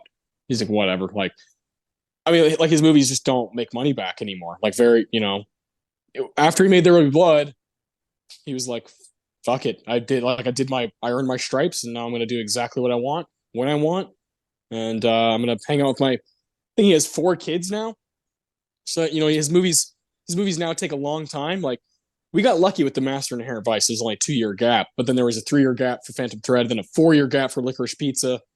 Like the guy has his own little thing going now, and he's been married for a long time. And we're now at what, about 3.5 since that? Yeah. I would hope, because he's still 50. I think he's in his early 50s right now, so I would hope something's coming soon, right? You'd think he's 52. You would hope that he's actually this week going to turn 53. You would hope that there's like another wave right through his 50s and 60s of like really cool shit. I didn't realize. Yeah, that came out. That was just 2 years ago. I don't know, for some reason I thought that was like a 2020 or 2019. Oh yeah, you're right. Yeah. So it is not even 2 years yet. Yeah. 2020 to 2023 has basically been like one giant ass year. So I get it. Yeah. Thanks, COVID. Yeah. Particularly 2020 and 2021 for me. I get those like confused and kind of like the timeline. I get that messed up a lot, but yeah, totally. Yeah, it's unfortunate, but Licorice Pizza is one of my highlights of those 2 years. Connor and I got to see that in LA. That was sick.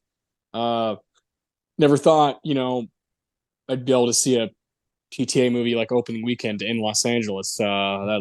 That'll be tough to top. It's kind of like, Connor, we had talked about when we were walking around LA, we were like, this kind of like, it made us excited, but also ruined everything.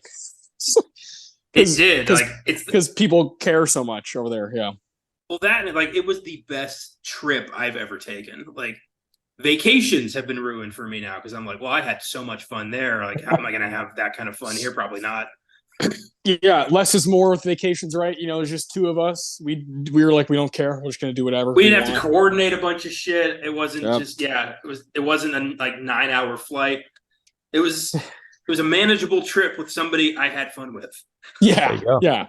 Every day was like, where you want to eat? I don't know. Let's find something. Like, I don't care. Just walk and figure it out. Yeah. There's probably burgers that way. Yeah. It was like we were in Inherent Vice. just going somewhere. I don't know where, but we were going. All right. Well, that wraps up our awards. I love that. I love doing these drafts just because it allows for a bit of strategy and also just more shit to shout out. But for now, let's go see what's in the box. What's in the fucking box? Give me the gun. All right. What's in the box is always a good time here. I have 3 reviews. I'm going to start with this negative one because it made me laugh my ass off. From Red Apple Siggy. Great name for a Letterboxd account. This is a review from 2021. Inherent Vice, more like Inherent Thrice, as in the amount of times you need to see this to understand what's going on. 2.5 stars. That's pretty good. That made me think of Billy Madison. Chlorophyll, more like Chlorophyll. Isn't that great? Yeah, I love just silly short Letterboxd reviews. This next one is this is something I read. This is from Michael, a pro account on Letterboxd. Also from 2021. They're probably watching Licorice Pizza and going back and watching old PTA movies, kind of like someone I know.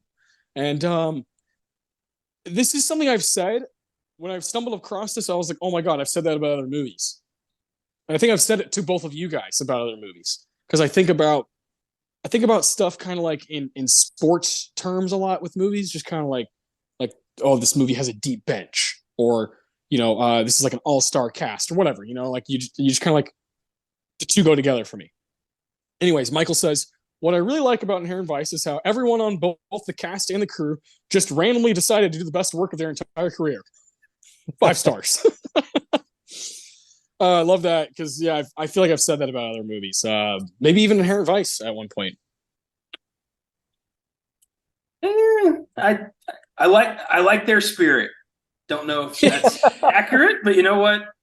I'm glad you liked it, Michael. Yeah, Michael, good for you. I'm with you. Connor's not.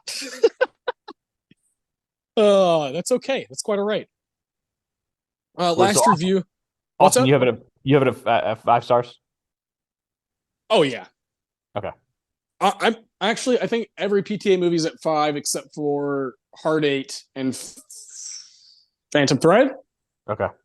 I think. I'm pretty sure. Yeah, I So, mean, yeah, we're right in the middle on this. So Connor, you gave it 3, I gave it 4. So there you go. I like that. I like that. That's good. Good for symmetry. Yeah, I mean, yeah, I understand. I understand like every opinion about this movie. You know, I get like why people would dislike it. I get why people would be obsessed, and I get why people would also be like, it's good, it's fine. There's nothing wrong with that at all. This is from last review, Harvey Reed. This is also from 2021. Interesting. I think Inherent Vice is going to go down in the film history like a Kubrick film. At the time, it seemed like garbage, but we'll look back and realize how genius it was. The wonky tone, spread throughout the movie's 148-minute running time, feels like an extended joke that the audience isn't always in on. When it works, it hums along, like a strange but enjoyable dream. When it doesn't, it's nightmarishly incoherent. 4.5 stars. I agree with everything he said except for the 4.5 stars. Yeah. It does have that going for it, though, right? This kind of cult status of if you like it, you love it. Or, you know, you're going to watch it like every year. You're going to like study it, try to figure it out. And, you know, there's also just this unavoidable, you know, conversation where the movie is very, very confusing. So totally understand that review. I love kind of comparing it to Kubrick because for sure during his day, people were very, very mixed on his movie. So I like that a lot. Yeah, I agree. You know, I feel exactly the same way about 2001: A Space Odyssey. Like, I get why people think it's amazing. Not for me. So for similar reasons. Like, you know, I like what I like, and that's pretty much where I'm at. I'm at the point in my life where I'm not trying to impress anybody. I am who I am. Yeah. I like it. It's a good place to be. Yeah, it's nice. Yeah, it's refreshing. Comfy. It's a great place to be because it's you're being honest. So yeah, I mean, I guess that's a good way to kind of like wrap it up. Is with Inherent Vice, do you feel like its legacy will grow to be one of like Paul Thomas Anderson's most, you know, acclaimed movies, or will it just continue to be super divisive and kind of be split down the middle? You know, the latter. Yeah. The latter. Yeah, I think he has too many other good ones. I mean, that's the main issue. That too. It's not even like an indictment on this movie in particular. It's just too many other good, really, really, really good movies. So that's gonna be it. Yeah, I think it'll just be split. I mean, it'll be kind of like one for the PTA heads, you know, but not necessarily like, you know, this like beloved thing. I think it'll be divisive, and yeah, you're right. It's people who love it. If they don't, you know, whatever. You don't have to revisit it. No big deal. Yeah, Connor. I'll say this: I wouldn't be surprised either way.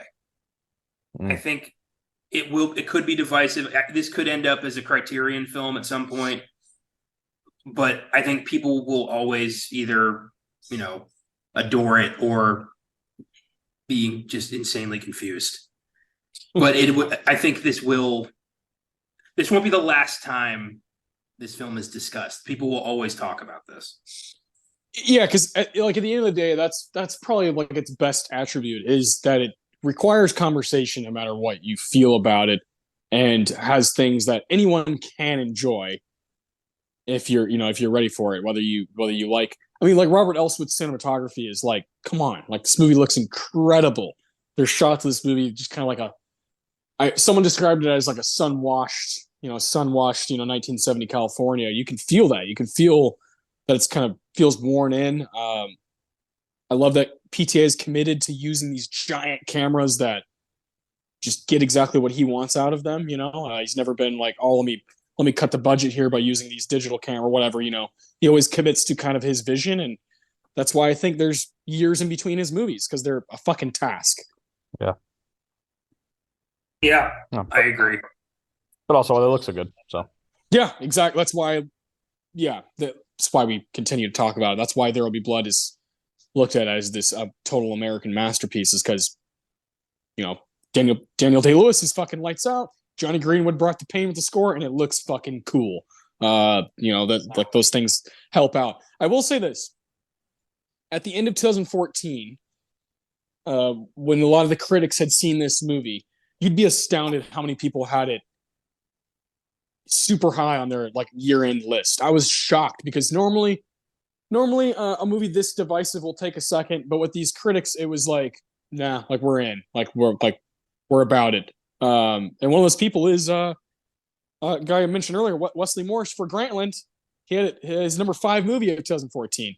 I mean, a bunch of people had it number 1, 2, 3. You know, there's like 50 people here that I found on these kind of big lists that everyone looks at. You know, Sight and Sound, Los Angeles Times, The Guardian, Little White Lies, all these different, you know, the AV Club, Hit Fix, these lists that people look at the end of the year, including myself, and Inherent Vice is on all of them. You know, it's pretty incredible. Any critics put it at like the bottom of their like worst of list? Just out of curiosity. Probably. I just they wouldn't put that here on this page that's trying to highlight. Right. That's true. Right. That's true. I wonder about highlight. A lot of those critics. I wonder how many of those reviews are honest and how many are like, I don't want to be the odd man out, so I'm going to say this is great. I'm not saying that anybody did that. I'm just saying I wonder how many times that does happen. I think a lot of people, including myself, like you get when you watch a lot of movies and you care a lot and you try to put a lot of passion into it. And Connor, you'll get this, you know, with different movies. You know, we all have different tastes, but you just get fucking tired. You get worn down. It's so saturated. You get so tired of the same stuff over and over. So when you do get an Inherent Vice, you're just like, what's this? Like something's different. Something's different here at least. And that, I think, for a lot of critics who do this for their job and get paid to do it, are like, fuck, I got to review another just whatever movie again. But they finally see something like this, and they're like, at least I was paying attention, and I was wondering what was going on. At least I felt something. You know, I feel that way a lot. When I see something different, it immediately gets points right off the bat because I'm like, finally, thank God. You know, I'm just tired of the same shit. Where at the same time, sometimes I do watch that just same bullshit just for fun, just to have on. You know what I mean? I am one of those people as well. But for the most part, I'm trying to find stuff, trying to find things that are, I don't know what it is I'm looking for, but I just want it to click with me. Good point. That's an interesting point. Yeah. I don't know. I get tired of the conveyor belt bullshit too. But what excites me in terms of like original film, I still look for the same things I look for in the schlock. Like, yeah, and it's hard for me to differentiate. For me, it's all just like I'm looking for the storytelling elements, and I don't know if that's just like because I'm a writer or because I don't know. Yeah, I don't know where it comes from, but that's just what I look for. And just I didn't see it here. It's just your taste, man. That's just your taste. Yeah, Austin, I thought about what you kind of were just saying there about that, like, you know, you watch these stuff that's like, so it's like, oh, this movie 7, and you know, this number 3, or you know, part 3 of this whole thing, and you're just like, okay, you know, even if I like some of these, it's just like, here we go again type thing. Last night when I was watching Past Lives, there's a moment in the movie where it's like a pretty kind of a quieter scene, and whatever the theater was, like to my right, was showing it was either Guardians or The Flash or something like that, and you can hear like the like pounding of like the, you know, whatever the music is or something, and I was just like, man, I'm so glad I'm not in that movie right now, you know, like I'm so glad I'm in Past Lives, you know, like oh Jesus. Yeah, it was nice. Sucks. Yeah. How was that? I'm gonna try to go see that this week. How was that? Unbelievable. It's absolutely fantastic. Yeah, I had to sit there for a second when the credits rolled because I was crying so much. So Wow, beautiful. Yeah, it was great. Connor, did you cry after The Flash or no? Oh no, I did not cry after I liked The Flash. I did not cry. Ezra, why do you gotta do it to us, man? I will never see The Flash. I'm gonna see it. I don't know if I'll get to it in theaters because I just don't go very often. Like Asteroid City is the one that I have circled here for this weekend. And I'm gonna Yeah. try to get to. Past lives I might be able to do on my off days next week. I'm gonna try anyway. But yeah, I just don't have the funds or the time to just go as much as I want to. I would have loved to see Guardians 3, but not if it's gonna cost $15 and I'm gonna be like, oh shit, now I can't eat tomorrow. You know, that's kind of where I'm at sometimes. That's where I'm at with money sometimes. So Sure. I usually choose my health, usually. Over Asteroid City, maybe not. You know, Do you remember that one time in St. Louis when we both were getting paid on like a Friday and neither of us had gotten groceries in a long time and we ate Sour Patch for dinner with that one night? Jesus. Yeah, you know, I've done Sour some Patch. stuff. Yeah, Sour Patch. I've done some silly stuff just to survive. Yeah. And that's one of them. Yep. Pretty sad. Sour Patch Kids. Oh, I got a blue one. I got a blue Sour Patch. Save that one for dessert. Oh, Jesus Christ. Quite a time. Quite a time. Yeah. But then when you get paid, you're like, hell or high water, let's go, baby. Yeah, exactly. Exactly. And I'm gonna get Sour Patch and popcorn there, bitch. Yeah. Well, yeah. no, we would get Sour Patch at the gas station, so we wouldn't have to pay $6 on it at the movie theater. Yeah. That's definitely that was the move I feel that now. I do that not as often. Like I got caught once. I think it was at Embassy. I think I got caught with a Coke bottle like in my pants, and they like brought a manager over and were like considering like kicking me out or whatever. And I was like, well, I mean, you can throw it away. It's not that big of a deal. And they were like, no, it's the precedent. Like, have you done this before? Type thing. And I was like, no, I'm not even from here. Coke bottle is bold. Coke bottle is bold. Yeah, I just, you know, because that's I gotta have a soda at the movies, and that's like $6. Like, fuck. Oh, like, I think it's more than that, honestly. Now, well, it depends because like Draft House still does the like I think it's $5.50, but you can get like 4 of them because you can do bottomless soda. So like that doesn't really bother me that much. Like $5 or $6 for bottomless soda. But, like those giant cups at fucking Regal or Santikos. They're like $7, and it's like, I mean, come on, like, I don't know, it's fucking ridiculous. I once successfully snuck a full-size like restaurant to go cup of sweet tea into Embassy without being noticed. I was very proud of that. It was when I saw 1917 because I remember thinking like this movie's great, and I beat the system. Love that. Yeah. Austin, were you with me? Were you with me when I snuck in a full Freddy's meal to Northwoods?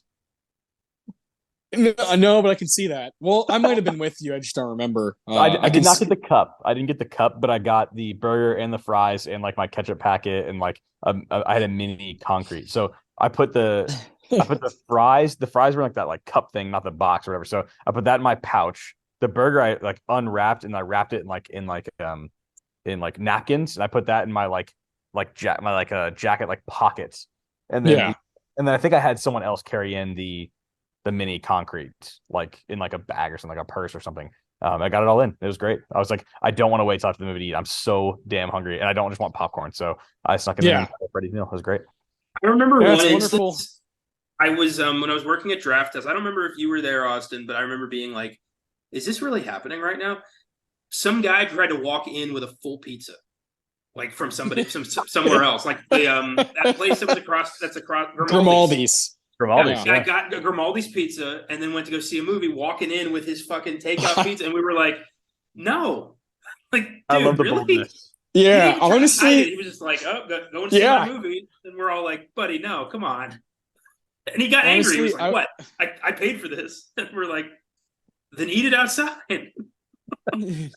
Jesus. Mad respect though, like for Absolutely. like I'm taking this whole pie and to see A Quiet Place too. You know, like let's go.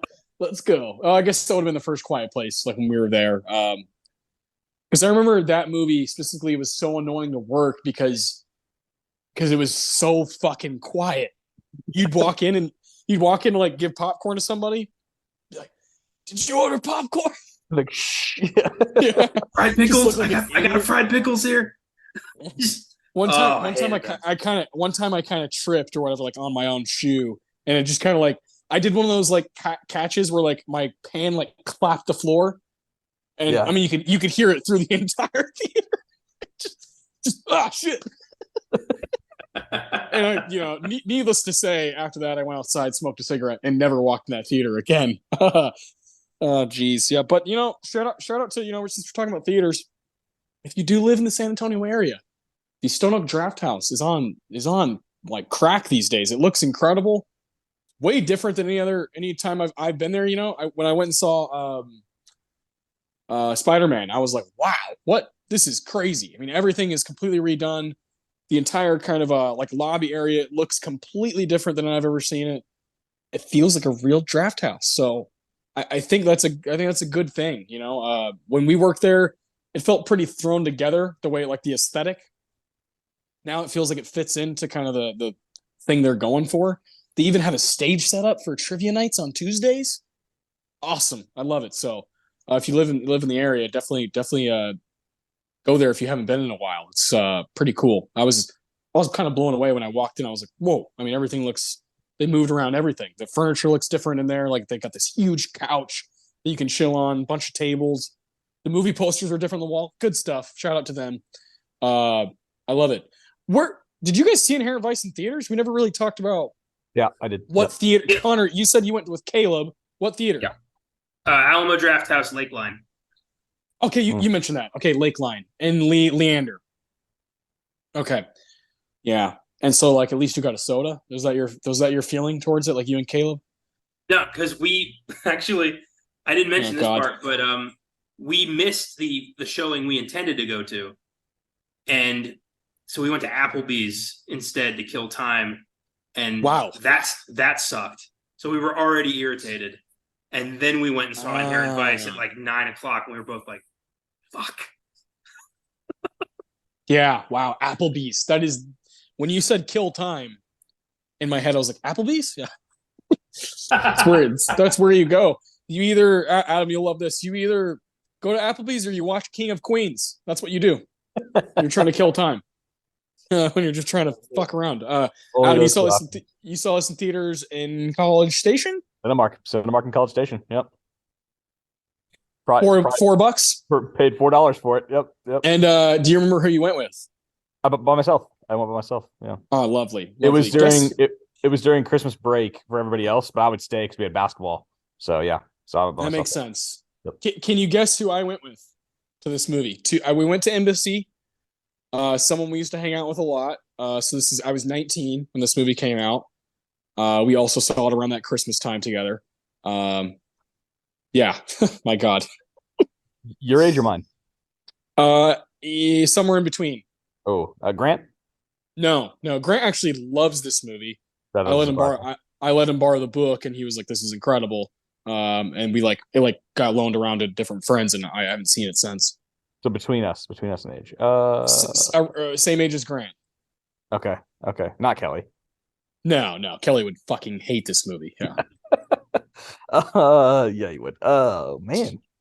From that crew? Used to be. Adjacent? Wait, used to be. Used to be. Oh, is it that? What's that guy's name? No, you know his name. Oh shoot. Used to be friends with me and you more so than those guys.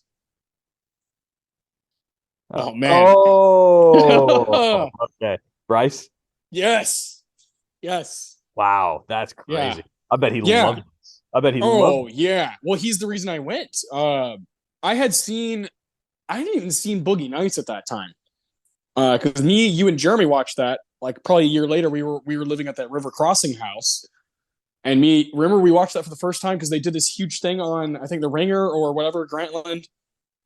They did like this big thing about it, and you were like, "Oh man, like I need to actually watch this movie." And we watched it together, and me and you were like, "This is sick," and Jeremy was like, "It's fine." Alfred Molina was cool, but that's about it. He did that whole thing, but that was so.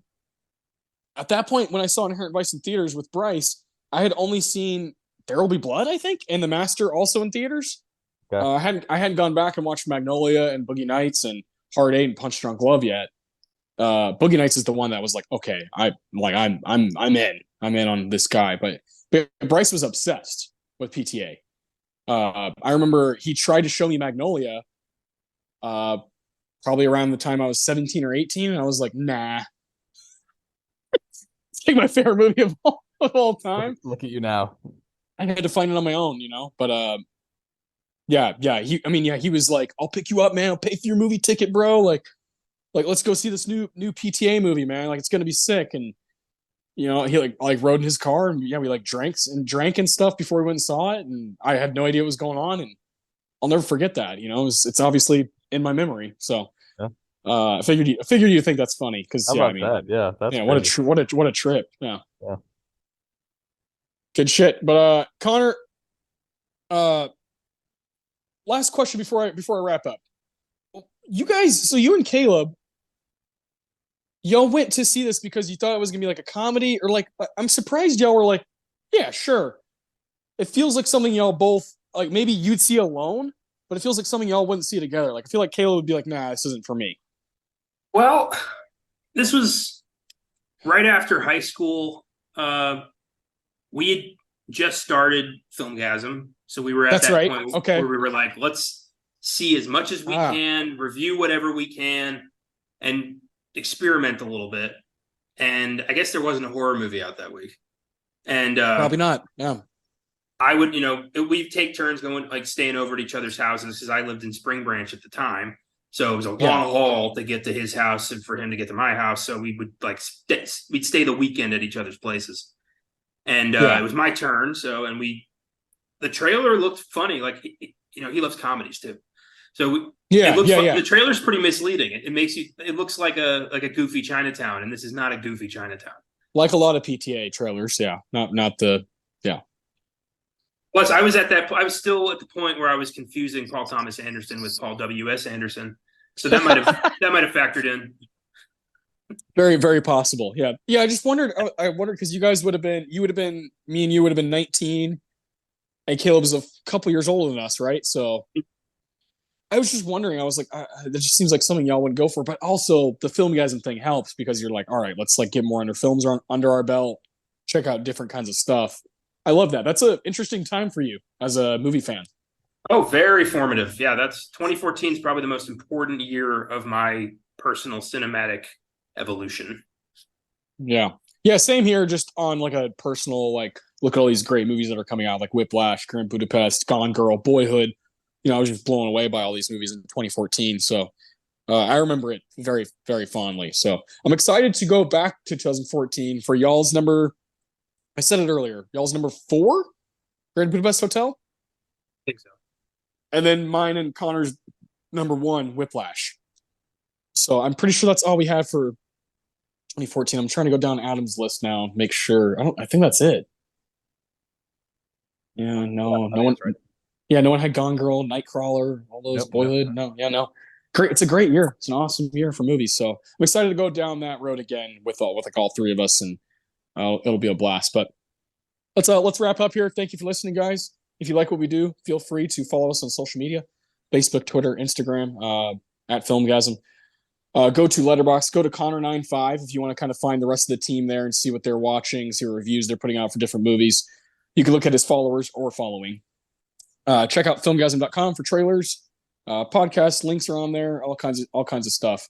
If you'd like to become a monthly donor to Filmgazm Productions, feel free to click on the link in the episode description. From there, click on support this podcast. Any amount of donations will go right back into the podcast. We appreciate any kind of support you all can give. Thank you to the entire Filmgazm team for their contributions to the show, especially Cooley Cal for the music. And most of all, thank you guys for listening. Keep watching movies, and we will see you soon.